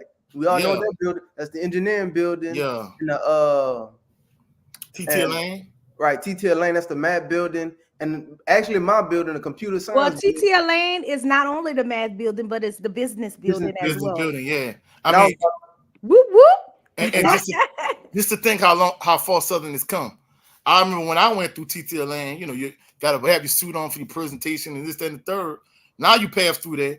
Like they got the ticker tape for the stocks for trading. And I'm not like, when the heck does this come about? Like I know I had a roommate that was in engineering at the time. We got a robotics lab and everything. And he was saying like some of this stuff that was supposed to come out of line, and we didn't get the benefit from it. But King Ray did, so K did too. So I'm like, wow, it's crazy how times have changed, Right. But guys, further Southern University would be if we got the proper funding, bro. Yeah. Yes, Ray, you hit the nail on the head. But before we move forward, man, my bad. Not to cut you off. I was thinking to myself the other day. So y'all know, I mean, I'm gonna be pretty honest. Y'all know I grew up in love with LSU sports. Yep. And I was just thinking, I'm like, even now, like, I'm gonna be honest. If they got an LSU game on and a Southern game on, which game y'all think I'm gonna watch? LSU. Of course, LSU. Because you wanted to play. Oh yeah, I wanted to play at LSU, just like most high school football players in Louisiana. And I was just thinking, I'm like, bro, I'm a whole LSU grad, and I'm not the only one from I'm a whole Southern grad. Did I just make a mistake and say Yes, Yeah, LSU? you you said did say that. LSU. I was gonna correct you because Yeah, I we was finna can't say. do that. No, we can't. My bad. I'm a whole Southern grad, and I got friends who are Southern grads too. And we be talking more about LSU sports than Southern. And I was just thinking, I'm like, why is that? It's because growing up, that's all we seen On TV. on TV. So Yeah, it's yeah. like it's almost like you really can't blame me. It's because growing up, I was kind of trained to be more accustomed to watching and rooting for LSU. You know what I'm And saying? that it's not just you, Ray. It's a lot of Louisianians. Right. And so my thing is, I feel like the state or something. Well, this is not really the state, but I feel like they need to do a better job at getting like the swag and HBCU sports on TV, bro. Like Yeah, for real, I'm not worried about that, yeah. man. that. But I'm saying like for me, that's the. I feel like over time, if they started putting Southern games on, like just swag games on TV more often, people like me will tune in more. Like, it's like it's hard for me to keep up with stats if you're not at every single game. It's hard for you to get emotionally invested in these teams if you're not at every single game. I could be living in Hawaii, I could still catch an LSU game, but if I'm in Hawaii, I can't catch a Southern University game. You see what I'm saying? Hey, and you're right, because Southern don't play on the HBCU Go app like some of these other SWAC and HBCU schools, you know. Well, guys, let's hit this because we are it's just getting so interesting, and we want to hit some of our comments and shout out. We want to send a shout out to uh what Ray wanted to touch base on as well with it was Caitlin Clark. yeah, we want to shout off real quick to Jay Barr. Right. My helper he's really getting on it. But we want to shout out to Jay Barr, and guys, let's talk about real quick about the about the Caitlin Caitlin Clark. Clark. Oh, is it Carr or No, Clark? Caitlin Clark. Clark. Billy Bob put it in the comment. Yes. Oh, look, I'm trying to find it. Yeah, I see it. Billy Bob said, "What about Caitlin Clark breaking the record?" Do you want to start us off, Ray? Since you want to dive in? Yeah, them LSU Tigers, the Bayou Barbie. They already beat her. But Caitlin Clark, she is a phenomenal player. Like shooting from the logo for women's, of course, for men's basketball that's normal, but for women's, at a college level, that's phenomenal. And she carries their team. That's why LSU beat them last year. Because once you stop Caitlin Clark, they don't got nobody else. But if you can't stop Caitlin Clark, it just opens everything up. And she broke the record by shooting a logo shot 3-pointer. She shot a 3-pointer from the Iowa logo, and she hit it. She scored the first 8 points, and she broke a record. So I feel like that's phenomenal. No matter who she is, like she's a woman, so that don't even matter. She broke the record, so big shouts out to her. We got to be honest. Caitlin Clark is one of the main attractions to women college basketball right now at the moment, along with a lot of a good plethora of other women players. So And shout out to her.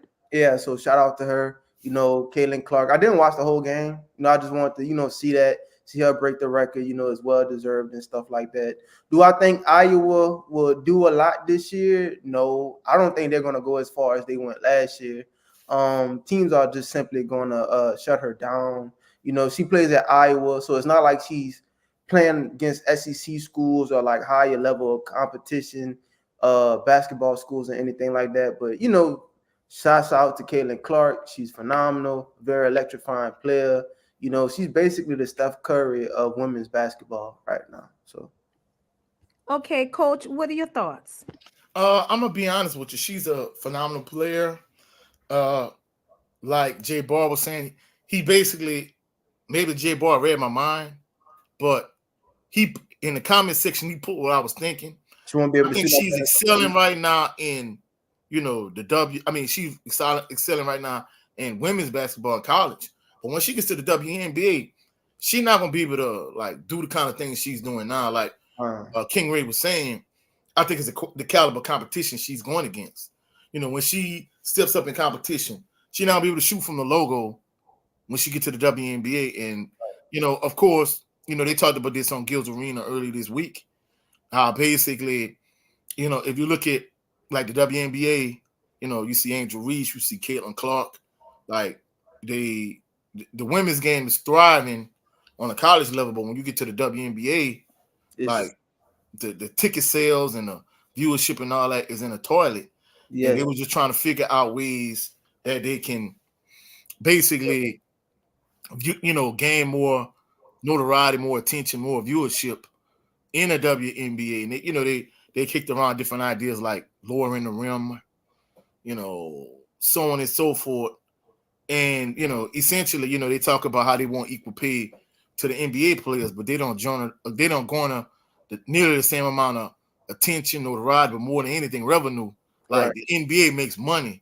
Yes. So you can't pay, some of these WNBA players with what NBA players make, because the NBA players, and they even talk about revenue sharing, but you can't get what they get from a revenue sharing standpoint because WNBA don't make no money. Right. So, it's going to be interesting to see how her and Angel Reese, more than likely, they probably making more money in NIL money in college than they're actually making actual salary when they get to the WNBA. Billy so Bob, interesting to see how they transition when they get to the next level, Billy Bob said that in the comment. He said she still can come back for another year, which they will. They probably will, because they're going to make more money. Right. Same thing with Angel Reese and the new point guard LSU just got, Haley Van Lith. It's senior night for them for the next game they playing, but them girls coming back. They're coming back. Yeah, they want the money. It makes no sense for them to go to the next level. And they're going to get a fraction of what they're getting in NIL money now. Right. And the thing is, also what I want to say is I went to a couple of WNBA games this year, because Dallas, they have the Dallas Wings, the most famous WNBA team right now, and the most popular is the Las Vegas Aces, like with Adria Wilson, who's pretty much the best player in the WNBA. So, I went to a couple of games with one of my friends. She's really into the WNBA. She played high school basketball and stuff like that. And and just even noticing like the level of competition in the WNBA, like a person who I pay attention to a lot is Satu Sabally. You say her last name Sabally or Sably like that. Her dad's African and her mom's like German, so she got like one of those like last names where like depending on where you from is how you pronounce it or something like that. But like just looking at like how tall she is and comparing her to like she's probably the same size as Angel Reese. I don't think Angel Reese will go to the WNBA and be the same caliber player that she is, because man, like some of them girls in the WNBA, they could ball, and a lot of those games was pretty entertaining and stuff. It's just I don't know what it is, Do I ever think they will ever catch up to the level of the NBA? No way. They don't dunk. It's just they don't have. I don't want this to sound weird. They just don't have that testosterone level, if that makes sense. They're not the athletic ability to go with it. Right, and they're just not gonna have that level of aggression and stuff like that. But I do think the WNBA can get to a point where they could be stable on their own. And I just feel like basketball is one of those sports where women can't dominate it compared to a sport like tennis. Dog, if you got Coco, the Venus and Serenas, you know what I'm saying? Like, I would rather watch one of them than men. So it's like there are sports where women can dominate over the men, and there are just some sports where it's like just a man's game. You know what I'm saying? Like if women start playing football, I'm not watching that, dog. I'm just not watching women. I don't know, Eddie. Well, we have flag football. Stop. Hey, I'm gonna keep it real. You can say what you want, Raymond. The LFL was extremely popular at one point. Wait, the what? The LFL. The latest football league? No. The L is not for ladies. The laundry. Yeah. Hey, okay, guys. Now y'all doing a bit much. Hey, and the crazy thing about it. That's cool, man. That's not me. No, I know. Hey, I'm just being honest. Because even like when I was looking on TikTok, they was talking about, I bet your WNBA game don't have as many people as this. And it was showing, I'm like, hold up. Like, where these young ladies' bottoms are. And the gym was packed. And I'm like, oh my goodness, like, let me turn off of this. So it's crazy how they do crazy things with women involved, like to market, to get people to watch. But from a serious standpoint though, like the WNBA, I don't understand how if you got like somebody like, just give you an example. You might not remember her, Raymond, but they this player Maya Moore, right? Yeah. And she was all world at UConn. She was a far bigger star in college than she ever was in the WNBA. So from a marketing standpoint, like, you know, they're supposed to have such brilliant minds.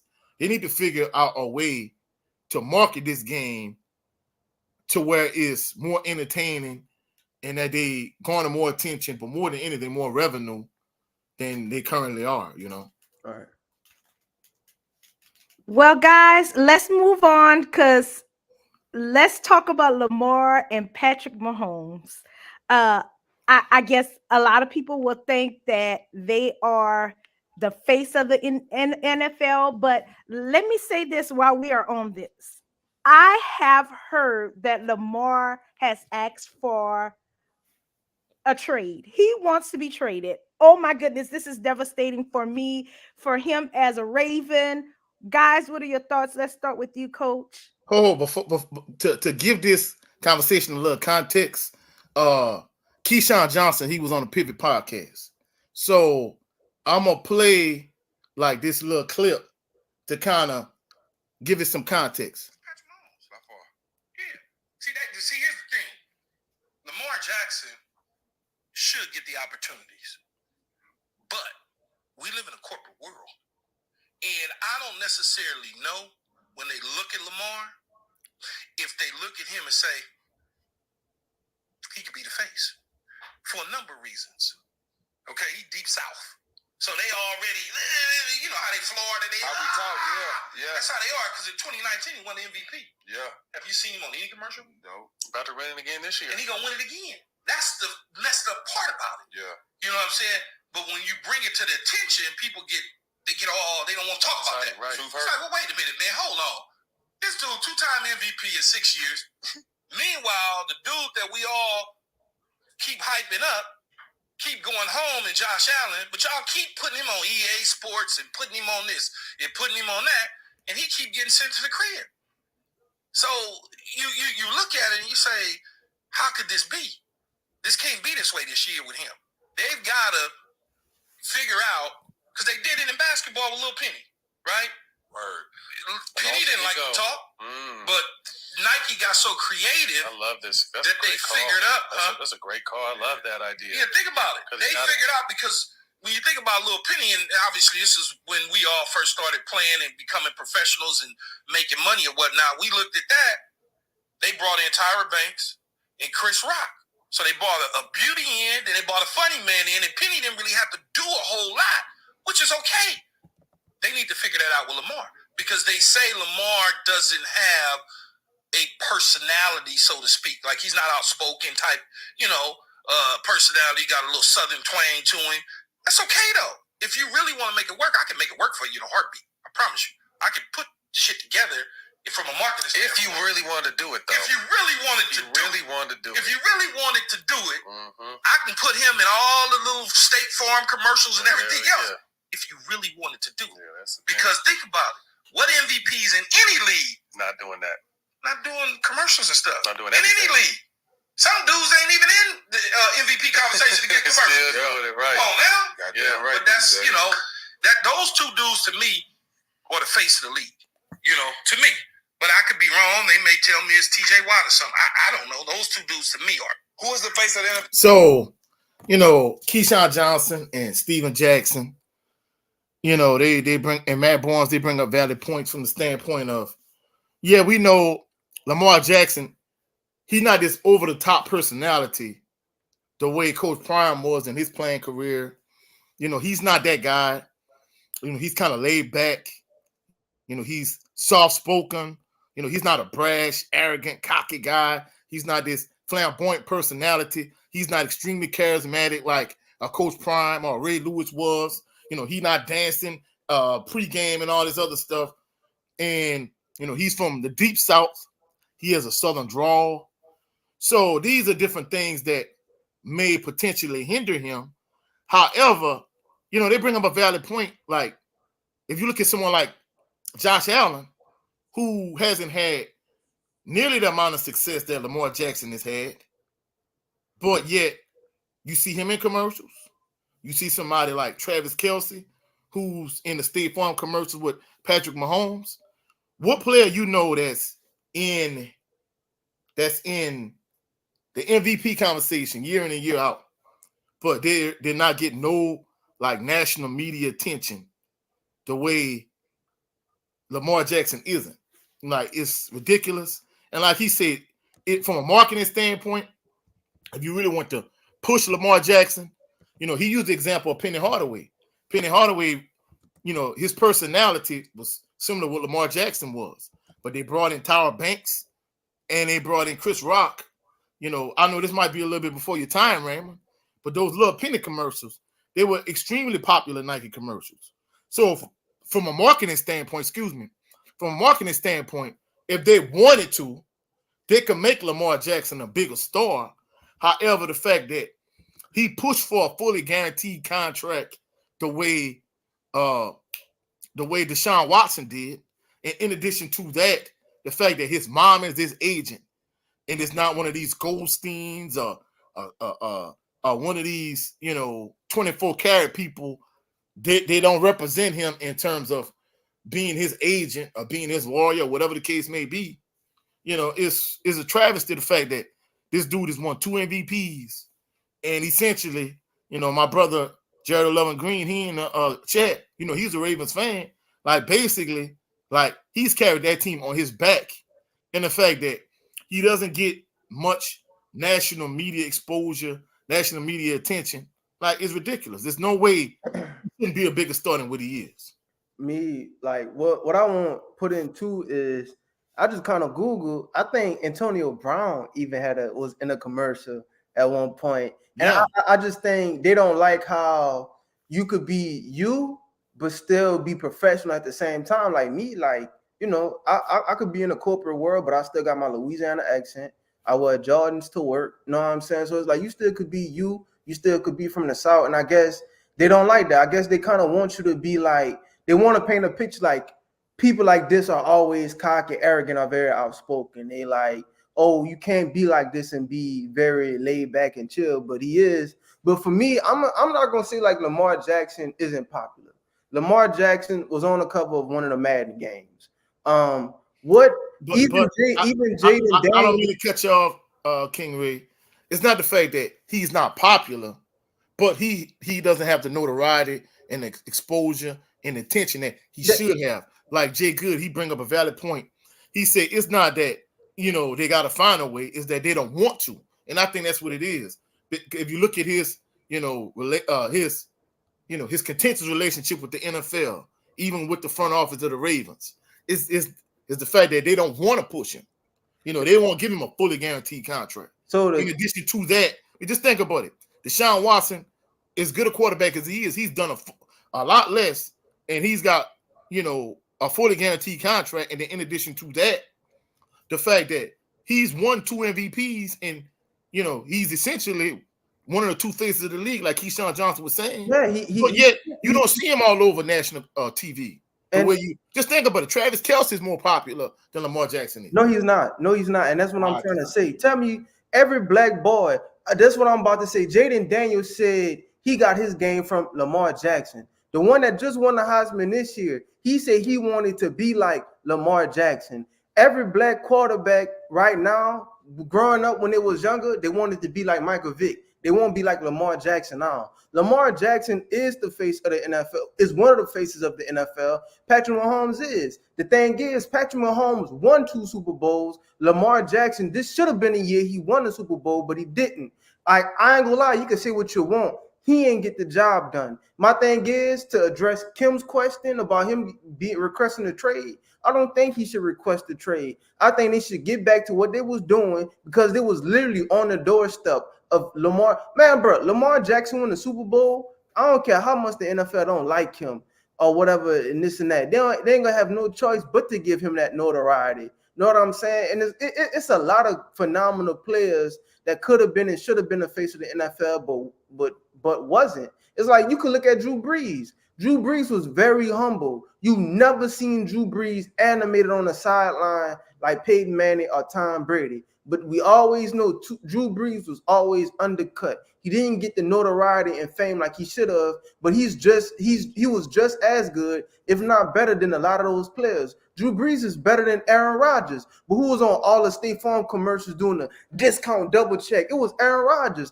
Tell me what commercials you seen Drew Brees on? None. So I kind of agree with you. But you making my point though. That's what I was about to say. They like the outspoken players, the players with personalities and stuff like that. They don't like the humble players and the stuff like that. And I was saying also, I get it. Like I do understand. Like Lamar Jackson is that deep south hip hop black culture. You know, he looked like he used to run with Kodak Black. You know what I'm saying? Type of NFL player, but he's humble. And it's like it's gonna show people like, hey, you could just be yourself. You know, like cultural wise, dress code wise, but just be humble and stuff like that. But me, honestly, I guess I'm kind of optimistic. I feel like that time gonna come. It's not like Lamar Jackson was never on the cover of Madden. You know what I'm saying? It's not like people aren't buying Lamar Jackson jerseys. Like, you know what I'm saying? Like people who are Ravens fans, it's Lamar Jackson. Like the people be raving about Lamar Jackson, and Lamar Jackson has proven the media wrong time after time after time after time.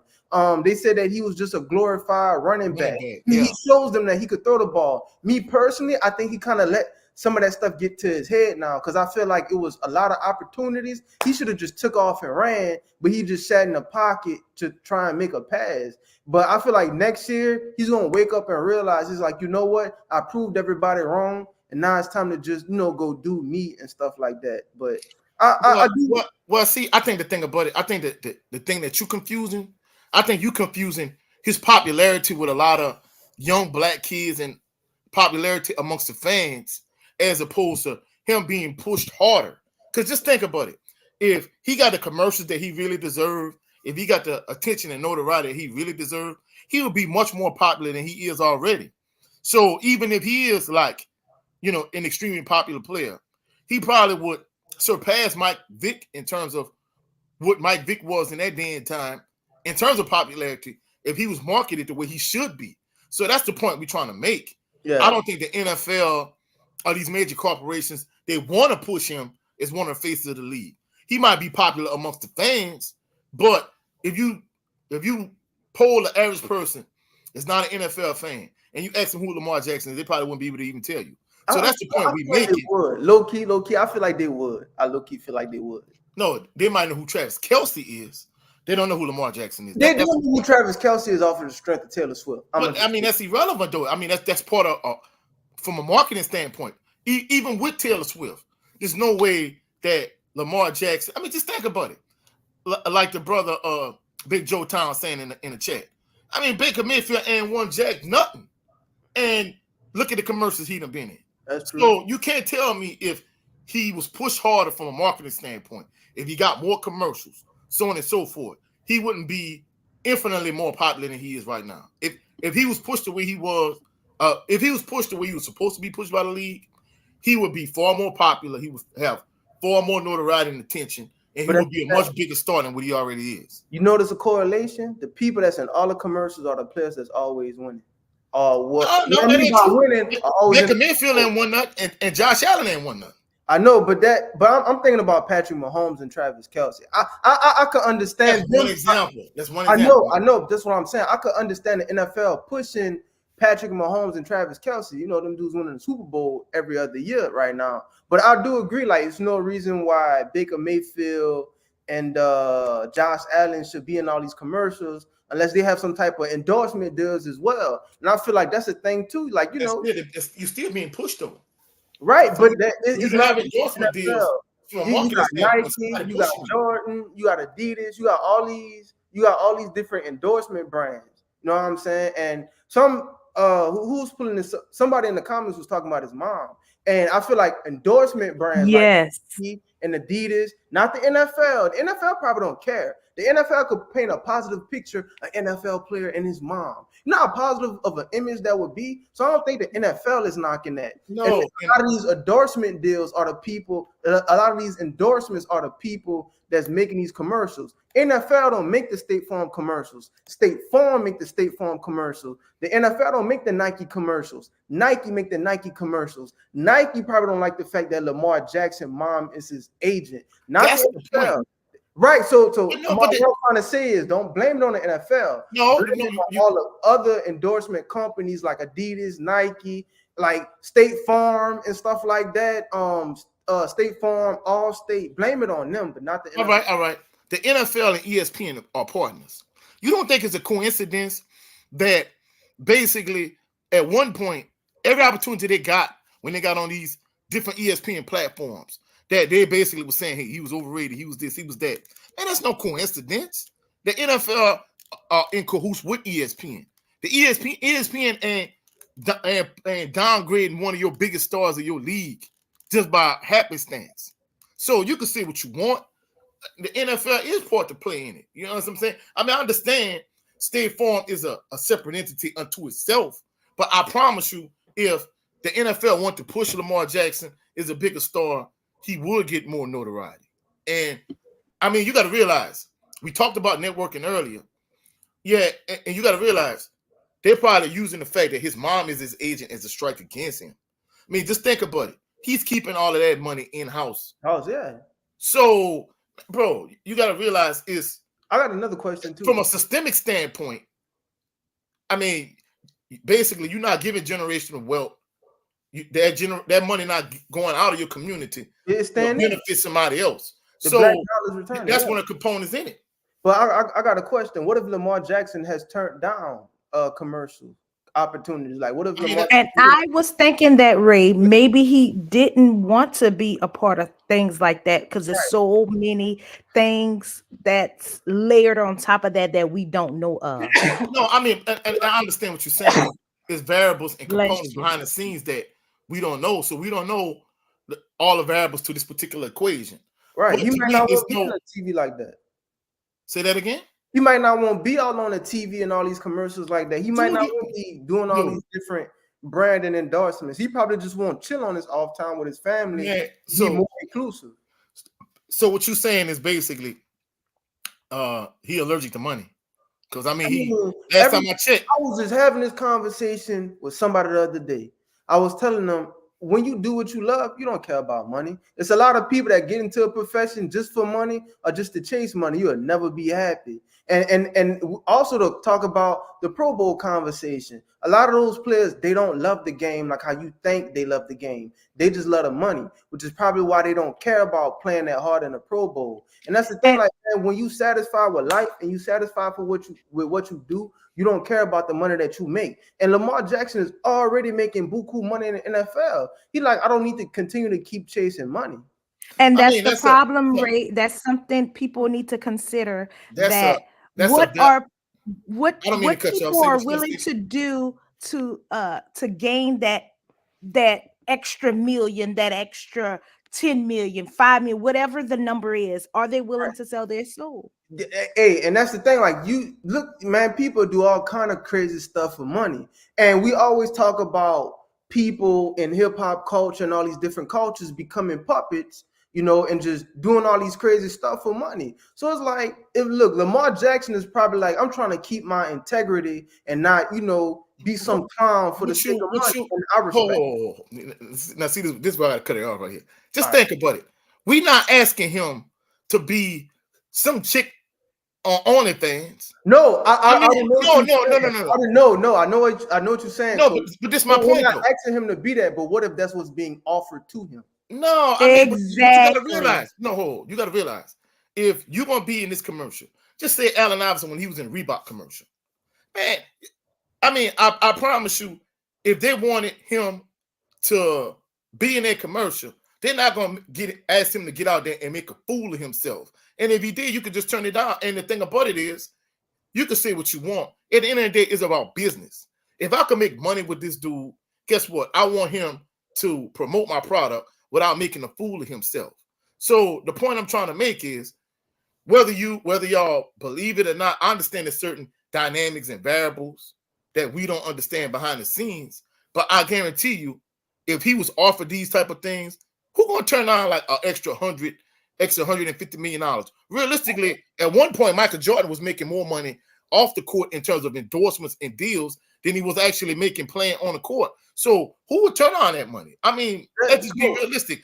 And y'all talking about selling your soul, as long as you're not doing something immoral or unethical, something that goes against your morals and principles to get that money, I don't see what's wrong with you being in a Nike commercial or with you being in but do you know that for a fact, Coach? You're speaking on hypotheticals. I mean, everything you saying is hypothetical too, baby. I'm saying this one. People take pay cuts all the time to be at peace. It got some people who may take a pay cut. Correct.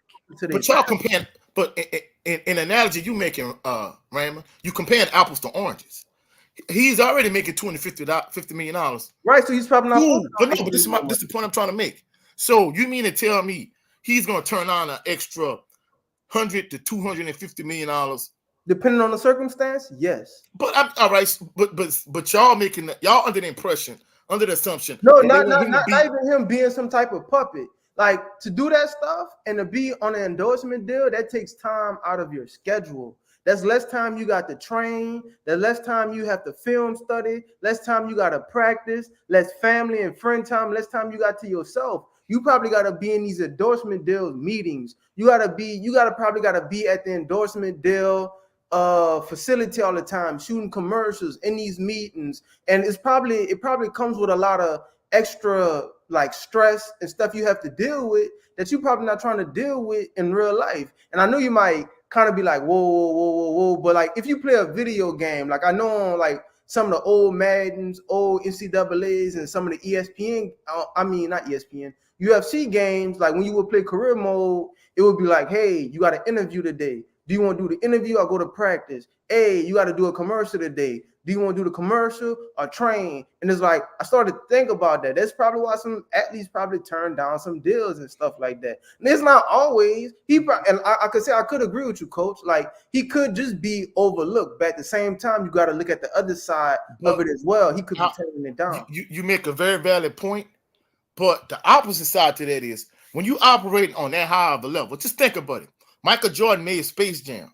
Essentially, they built a facility for him where other NBA players came and played basketball with him. They accommodated him in every way they could for him to get whatever he wanted. Whatever they wanted him to do, they wanted him to make a movie. They wanted him to make a commercial. So the point I'm trying to make is, first of all, you're not going to turn on an extra, $250 million for one. And second of all, when you operate at that high of a level, they're going to accommodate you in every way possible. So whether it's not using you as some kind of corporate puppet or making a fool out of you in a commercial, or in addition to that, whatever you need in terms of practice time or whatever the case may be, hey, a certain amount of time is going to be dedicated towards this commercial, this film, this whatever.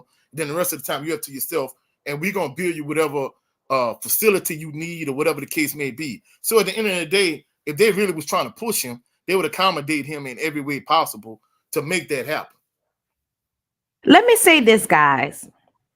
I heard and I'm not going to say, and a lot of people know who this person is, but they were talking about something that Billy Bob stated. When you get to a certain level, they expect you to have this look. You have to have the light-skinned or the white wife. You have to, basically dance the dance, walk the walk, talk the talk. They want you to have this thing, this public dressed image. up. Yes, basically. So, Billy Bob makes a valid point. Maybe he doesn't want to be folded into that this image that they're trying to sell. Do you guys think? I just want you to answer that quickly, and we're going to move on because we're on a roll right now. Yeah. So let's start with you real quick, Coach. I don't know. It looked like King Ray might have froze. But even with that being said, all right. Just yeah. I'm gonna drop out right quick just so I could come back on. Yeah. But in terms of what he was saying. Oh no, you unfroze, King Ray. But what he was saying in terms of Jordan being marketable, I asked this to, because this came up with the whole tell a female whole pass and Jay Good situation. Jay Good, we talked about this last weekend, how basically he said this was the second gift decision that Teofimo Lopez got. And of course, he's extremely sensitive. He has mental health issues. And as a result, he goes to X, which is formerly known as Twitter. And basically he said Jay Good is a fake Rick Ross because, Jay Good, if you look at his profile picture, he's he has a beard, he has the sunshades. So basically he said Jay Good was a fake Rick Ross with a blue check mark or whatever the case may be.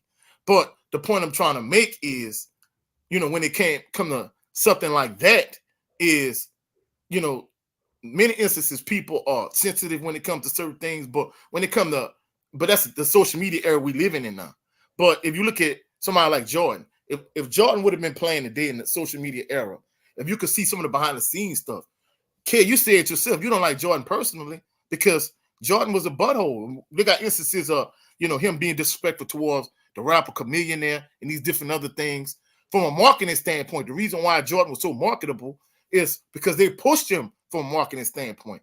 But for people that knew Jordan behind the scenes, they knew he wasn't a real nice guy. Like they knew he was a butthole. They knew he could be disrespectful at times. They tell, Mark Henry told a story, Chameleonaire told a story, like multiple like high profile people told stories about Jordan being a butthole and being difficult to deal with. So the reason why MJ was so marketable was because they pushed that image of MJ out, just like Tiger Woods. Once the behind the scenes stuff came out about Tiger Woods, they saw like, hey, this was a image that they pushed for Tiger Woods. So the point I'm trying to make is he don't necessarily have to get a light-skinned wife or whatever the case may be, or exotic looking wife, or you don't have to dance to a certain beat. But the point I'm trying to make is if they want to manufacture a corporate image or some type of image of Lamar Jackson, if they wanted to, they could do that. Or they could just take him as he is if they really want to make money with him. So I think from a league standpoint, if you look at all the issues he's had in terms of ESPN talking down on him and these type of things, I think part of that is coming from the NFL as far as I'm concerned. Okay, Ray, what are your thoughts really quick? What was the question again? No. Do you think that Lamar Jackson just doesn't want to be folded into this image that they want to put out there for the guys in a celebrity as well as in the NFL? Basically, she's saying they don't want to put him make him like this marketing kind of like puppet type of guy where you have to have a certain type of wife. I know a certain type of public image that they okay. What are your thoughts, Ray? So my thoughts is no, I don't think the NFL is trying to force an image on him, and I feel like the NFL is fine with the way that he is. It's just it's a lot of something. You can't make assumptions. Things play out the way they play out. Like all at the end of the day, I've come to realize a lot of things that we feel is just conspiracy. It's like we don't have the facts. And from what I could see is, and Lamar Jackson does not seem to be he breaks barriers, which is always good. Barriers are always meant to be broken, and as long as he's breaking those barriers, he got to keep striving, got to keep pushing. The next thing for him to do is win that Super Bowl, and I guarantee you, once he wins Super Bowls on that mega, you got over 100 million people that watch the Super Bowl. Lamar Jackson win the Super Bowl, he gonna break some more barriers. And whether somebody is against you or for you, man, the thing about life, if you keep on winning, nobody ain't gonna have a choice but to give you what you deserve. If you keep winning, they can't deny you. So that's why I was so emotionally invested for Lamar Jackson winning the Super Bowl. Yeah, I agree with you 100%, Ram. It's been a phenomenal conversation. But I think more than anything, I don't think it's no coincidence that you got a major conglomerate, this marketing machine in terms of the ESPN. The fact that one of your biggest stars in your league, like they say negative things about him, like it's no coincidence. So it's no way when Jordan was at the height of his powers that the NBA would have said something like anti-Jordan, or the ESPN would have said something anti-Jordan, to really push this image Because he this kept negative winning. image of Jordan. You So to can't me, talk I don't negative think it's about somebody who keeps coincidence. winning. Huh? Because Jordan kept winning. You can't talk negative about a person who keeps winning. Well, no, well, all right, I'm gonna give you an example. So you talk about y'all talking about how he quiet, he is, he that. If they want to tell you now, if they want to be, if they could do either or, because with my LDBC brothers in the chat, if we talk about boxing, they talked about how Floyd Mayweather Jr. He was arrogant, he's cocky, he's brash, he this, he that. Then on the opposite end of the spectrum, you got Andre Ward, who's a family man, who's a Christian man, who had this real clean cut, real polished image. This is the NFL and that's boxing. No, but you're missing my point though. The point I'm trying to make is if they want to push you in a certain light, or if they want you to be, you push yourself. You your own like. But you're missing my point though. What the point I'm trying to make is if they really want, I mean, just think about it. All the behind the scenes stuff we talked about, Jordan. Yeah, he kept winning, but if they want to really tell him now, they would talk about the gambling stuff more, or they would talk about all the negative things he did behind the scenes. So that's the point I'm trying to make. It ain't just a winning thing. You got guys that won a lot and won on a high level that didn't get pushed as much as some of these other players in the NFL are getting pushed. But that's the thing. That's the point I'm making. But like, oftentimes they don't talk about stuff behind the scenes with a lot of these players either, though. It's just what these players present that they go off. I mean, they talked about a lot of behind the scenes stuff with Mayweather. So I mean, with Jordan too. So. But wait, you just said they didn't talk about the behind the scenes stuff with Jordan. No, I'm saying they didn't push it as hard. You got to realize, as the years passed, it kind of gradually came out. But if they'd have talked about the gambling scandal as much as they did, I mean, in the days and era, if they want to tear Jordan down, if they really would push like the gambling stuff and all that, if they wanted to tear Jordan down, they could have torn him down. That's the point I'm trying to make, man. But they didn't. He was the face of the NBA. So they didn't want to tear him down. They did talk about it, though. Then my last question. Is the NFL tearing Lamar Jackson down, though? I mean, if they want to, they might not be tearing him down, but if they want to, they could. No. I'm answering your question. If they want to prop him up as much as they could, they would. But that even if somebody wants to prop a person up, if nobody wants to see him, nobody wants to see him. But I mean, he's that guy, though. I mean, so. But that's what I'm saying. People want to. But my point is, if he that guy, if you push him harder, he'll be that guy even more. That's the point I'm trying to make. All right, guys. Well, we have to move forward, and let's give some reactions to the Super Bowl real quick before we call it a wrap. Ray, start us off. What are your reactions with the Super Bowl? Prediction was correct. Again, never bet against Mahomes. Matter of fact, I honestly think it should never went into overtime. They had 6 seconds left. I think that was enough time for them to pull a quick trigger play where they hurry up and throw something to the end zone, but they just kicked the field goal. And also Lamar, oh my gosh, we was talking about Lamar Jackson. Patrick Mahomes missed a open I forgot the name of this receiver. He was open, but he tried to force it to Kelsey to get this glorified walk-off touchdown. I forgot the name of the receiver that was open when the Chiefs was in the red zone at the very near end of the game.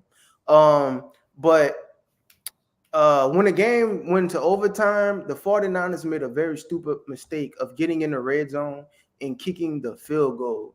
Never give the ball back. Yes. They should have just just took a chance and ran for. Yes. So the thing is, well, I don't mean to cut you off really quick. I think they were thinking about the old rules versus the new rules of, whatever they do, they can win the game versus if we don't. You make a valid point, but if they don't score, if the Chiefs go down and kick a field goal, the game is over at that point. It's sudden death at that point. Right, That's what I'm saying. No, but the old rules is if they were to kick the field goal, that game would have been over. That does not went to the Super Bowl. That's a Saints rule. Right. They changed that after the Saints went to the Super Bowl. But what I was trying to say is correct, and that's what I was saying. I think they were still thinking about that versus if they would have made that touchdown, they could have played even the playing field. No, I know what you're saying, Boo. You're saying basically they should have went for the touchdown to try to end the game right then and there. But I think they just were trying to get No, points. it wouldn't have ended the game right then and there. No, if they would have scored that touchdown, they would have ended the game right. Yeah, That's what it would have. Yeah, Yeah, it would have. that's what I was about to get into. Okay. Come on, Raymond, where you was? I was saying they was going down the field and they kicked the field goal. They should have just scored the touchdown. They should have just tried to score the touchdown. And if you lose the game, you lose the game on your terms. You lose the game because you went forward. And that's the thing. What it was in the red zone, even if you don't get it, it's not like Patrick Mahomes is getting the ball on the 25-yard line. Why I keep saying Lamar Jackson? Patrick Mahomes would be getting the ball maybe on like the 10-yard line or something. You know what I'm saying? And it's not like it was the other way around. You know, it's not like you're the 49ers and you're giving somebody like, I don't want to say Dak Prescott, but the 49ers quarterback, Brock Purdy. It's not like you giving him back the ball. You giving Patrick Mahomes, who we could obviously say is a legend right now. I would consider him to be a legend. That's who you giving the ball back to. You got an opportunity to win the game. You best take it. And when the 49ers did not take that chance and get the touchdown, I was like, this game is over. Patrick Mahomes going down the field and get the touchdown, which is exactly what he did. But the game went exactly as I thought. You know, they showed Taylor Swift like 20 times. She was in the box with Ice Spice. So they showed her a lot. I didn't care for the halftime show. I went took a shower for the halftime show. so you didn't care for it. You didn't. So you're not a Usher fan. I don't care if his last name is the same name as my first name. No, I do not care. You can let it burn somewhere else. Nothing's burning around here. Okay, Coach, what are your thoughts? Well, like I said, I was on a horrible losing streak in terms of picking the right teams. And of course, I picked the wrong team again. I want the Chiefs to win. So I kind of use reverse psychology against myself. I'm like, hey, I want the Chiefs to win. Everybody been picking losing. So let me pick the 49ers. And guess what? It worked out the way I anticipated. I picked the 49ers. I think, knowing my luck, I'm not a superstitious guy, but knowing my luck, if I'd have picked the Chiefs would have lost. So I'm glad it worked out the way it did.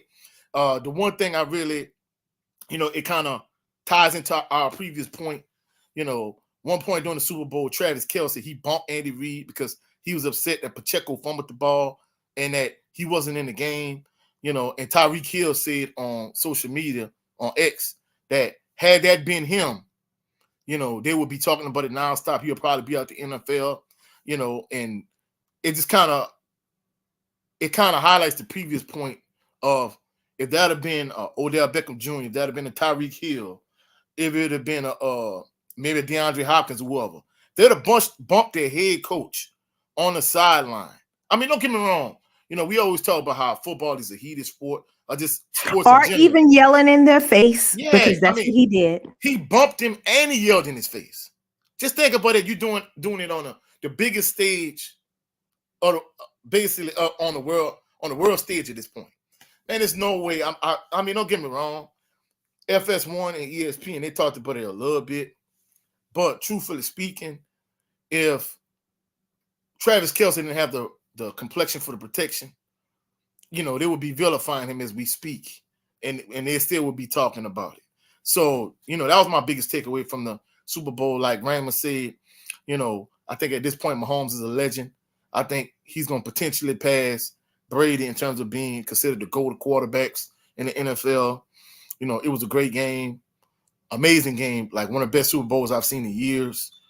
And more than anything, I think the Travis Kelce situation, it just kind of go to shows, white privilege at its finest, Okay, Coach, real quick, and we're going to get to you next, Ray, but let's address what Billy Bob stated. How do you feel about the 49ers firing the brother, their defensive coordinator? Coach, what are your thoughts? I'm going to be truthfully speaking. I think he just was a scapegoat in that particular situation because like Raymond said earlier, if they'd have went for it and they'd have won the game, this wouldn't even be a conversation. But the fact that you kick the field goal and you allow the Kansas City Chiefs to get the ball back and go down the field and win the game, like that's kind of on you. So I feel like the defensive coordinator was a scapegoat in that situation. I mean, don't get me wrong. I know one of the other coaches at my school, he kind of brought up how, like, at one point they called a timeout because he called a trash coverage, and even coming out the timeout that the Chiefs was able to, basically like do well and move the ball out of the field and eventually score a touchdown and win the game. But even if they'd had Bill Belichick, I don't think they would have stopped Patrick Mahomes and the Kansas City Chiefs offense. So I think more than anything, I think the defensive coordinator was a scapegoat in that particular situation. Ray, what are your thoughts?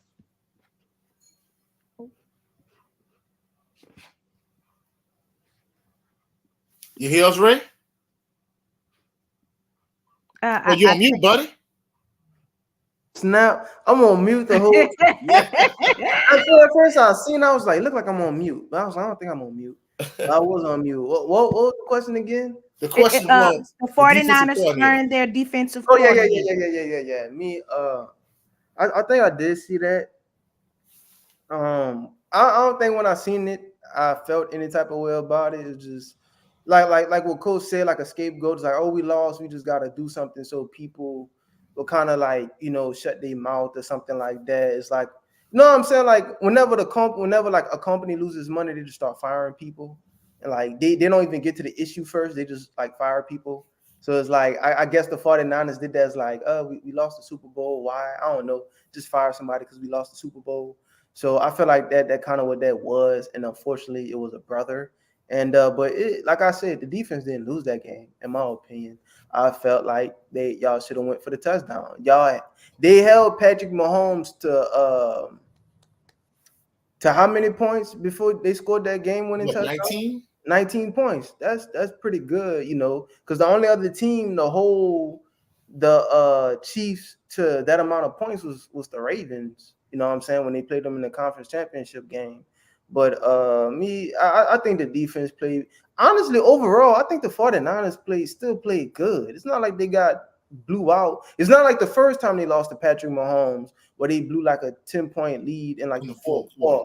Yeah. Right. I'm like, this game was pretty competitive and close for the most part. And at some parts, it did look like the Chiefs might just lose the Super Bowl. I thought so too. Right. So my thing is, I feel like sometimes teams just be making PR moves. They just be doing stuff just to, it's like, man, no change. They shouldn't change a doggone thing about their team. Maybe if they could upgrade their quarterback, maybe, yeah, but Brock Purdy plays solid. He's a solid game manager. He's like basically your Joe Flacco. Joe Flacco won a Super Bowl being a game manager. So when somebody is categorized as a game manager, it's not them down talking this person. It's just that's what you are. You're a game manager. You could be a excellent elite game manager, and I feel like Brock Purdy is an elite game manager. So Okay, guys, and I want your reactions. Or what do you think, next year's Super Bowl will be in New Orleans? Ray, do you find yourself going to be down there or want to be at something dealing with the Super Bowl next year? Depending on who in it. They should have had it. Boy, imagine they would have had the Super Bowl in New Orleans this year, bro. Oh, my gosh. Because it would have been like the same week as Mardi Gras.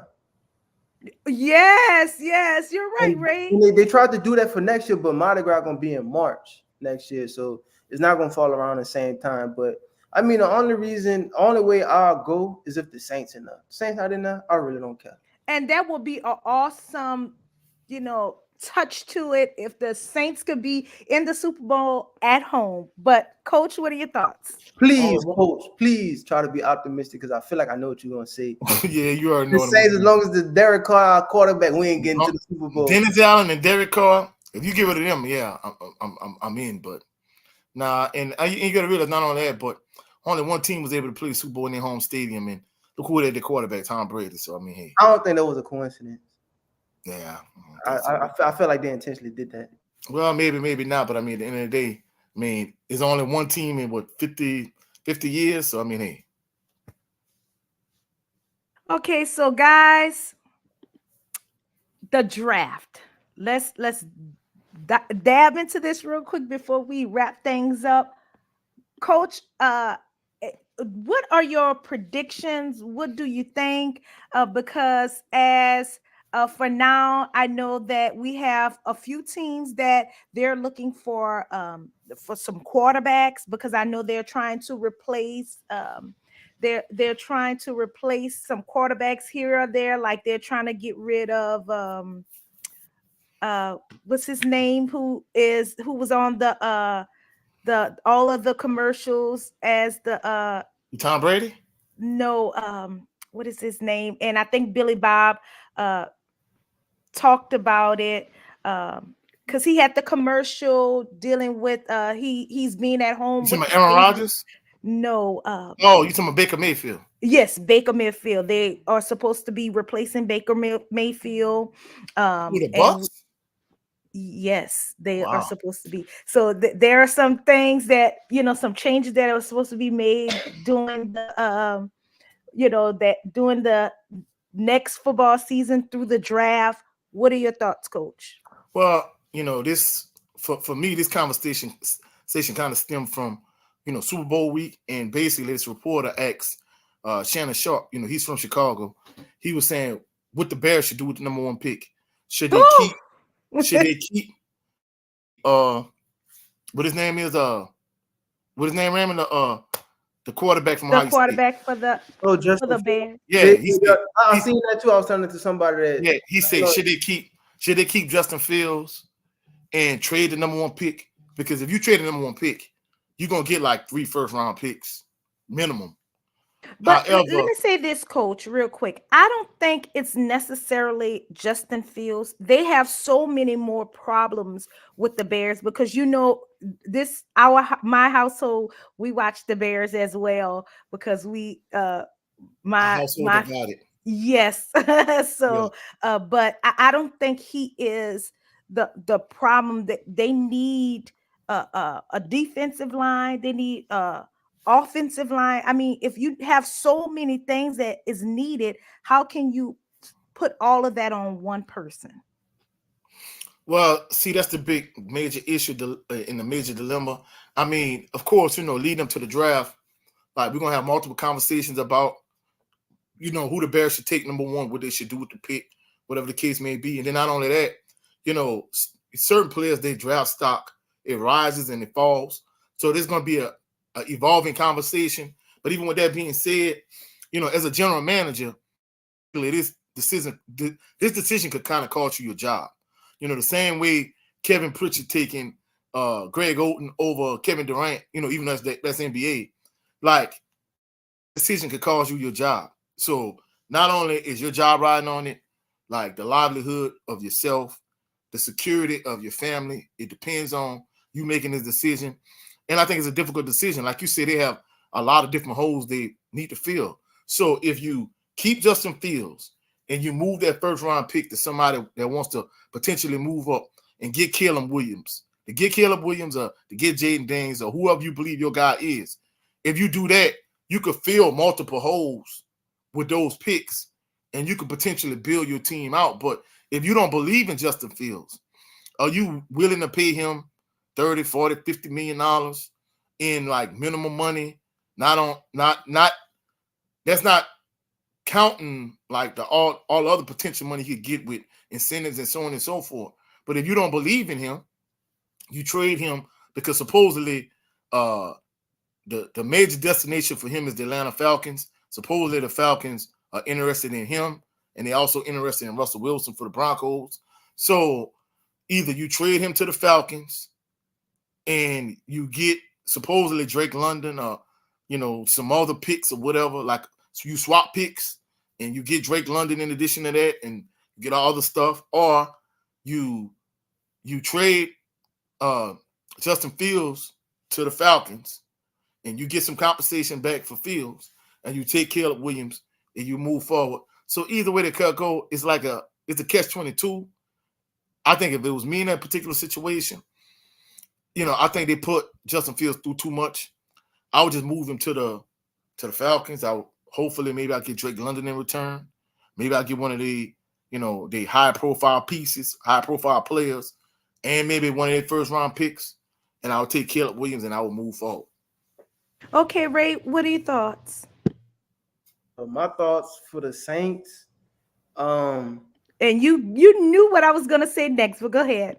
My thoughts for the Saints. I feel like they ought to focus on getting their future franchise quarterback in the building and focusing on the future. Y'all know what my whole analogy for the Saints is. Follow after the Houston Texans. Go young and kind of with the coaching staff, that's what they kind of been doing. You know, we got a new OC. You know, we got the 49ers quarterback coach as our new offensive coordinator. So hopefully, you know, we could get a newer style of offense, you know, with more pregame motions. If you pay attention to some of these NFL plays, they run motion before plays to get like an angle and like get some kind of speed prior to like the play being ran and stuff like that. So with that new OC coming and you changing around your offensive coaching, that's going to call for like a shift of players. So, you know, you got to get some of those older veterans out the building. And how do you do that? By drafting younger people. So I feel like the Saints ought to just go young, predominantly on the offensive side of the ball. On the defense, I feel like they're pretty good, but you definitely could never go wrong. We're getting a edge rusher like Verse from Florida State and some of these defensive players from Alabama. But as far as like the number one overall pick, I feel like it will be Caleb Williams. And sadly, as much as I don't wish this happens, I low-key do think the Bears. I do feel that the Falcons will trade for Justin Fields as well. So if the Bears trade Justin Fields to Atlanta for their picks, and the Bears have the number one overall pick and get Atlanta picks, that's probably like a win-win situation for Atlanta and for the Bears. They could just scratch everything, get Caleb Williams, and maybe like somebody like Marvin Harrison Jr. or somebody like Malik Neighbors, you know, to pair with Caleb Williams and whatnot. And, you know, the Falcons would have Justin Fields at the quarterback, which I think could be lethal if you pair him with Benji. I always say Benji Robinson, but I don't think that's how you pronounce his first name. But the running back Robinson from Texas. Deshaun Robinson, huh? Bijan.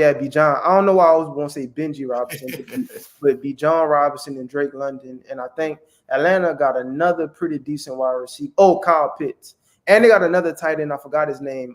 Drake London, huh? Jonnu Smith. Oh, all right. Oh, right. Why I keep saying Drake London? Drake London plays for the Falcons. He their wide receiver. Yeah. Well, no, the trade proposal was either Drake London or Pitts for Justin Fields. So wait, no, yeah, wait. Oh, so the Bears was gonna get Drake. No. This was a proposed trade online. It wasn't anything set in stone. So either they would give up their first round pick for Justin Fields, or they would give up Drake London or Kyle Pitts to get him. Okay, so guys, with that being said, are there any closing remarks? Let's start with you, Ray. Nah, I mean, I'm gonna be brief. You know, just enjoyed our good on long. I think this was what the longest stream we had. So yes. So I enjoyed our conversation. You know, this is more typical of how our conversations usually go. You know, whenever you could sit down at a holiday for several hours together, it's usually how some of the conversation and debates goes. But yeah, like even the chat was popping today, boy. You know what I'm saying? Like yes, it was. And much love to them. It was going down in the DMs, but you know, this wasn't no DM, it was the chat. But yeah, you know, one of the most fun, I don't think funnest is a word, but I'm gonna say it anyway. One of the most funnest episodes we've done so far. Really, Ray. and you could tell by the time, you know, but yeah, you know, y'all follow me on my social media, _King Ray with 2 Y's, followed by another underscore on Instagram, Ray Swank 225 on YouTube. Y'all know, check out my content, and you know, hoping and praying that y'all, all the viewers and everybody who watched and participated, and you know, the rest of the panelists, you know, we have a blessed, phenomenal day. Okay, Coach, what are your closing remarks? I want to echo some of the same sentiments that King Ray. Essentially, this is a discussion that we will have at our family functions, whether it's for Thanksgiving, Christmas, some holiday, someone's birthday, a family reunion, whatever the case may be. Like these are the type of conversations we would have. That's essentially the premise behind the show. That's why I think this probably the best episode we ever had about you sports talk. We appreciate everybody that came through, that showed love. Like King Ray was saying, the chat was lit today. It was an awesome episode. You can catch me at Coach 67 Sports TV on all social media platforms. However, I'm primarily here on YouTube.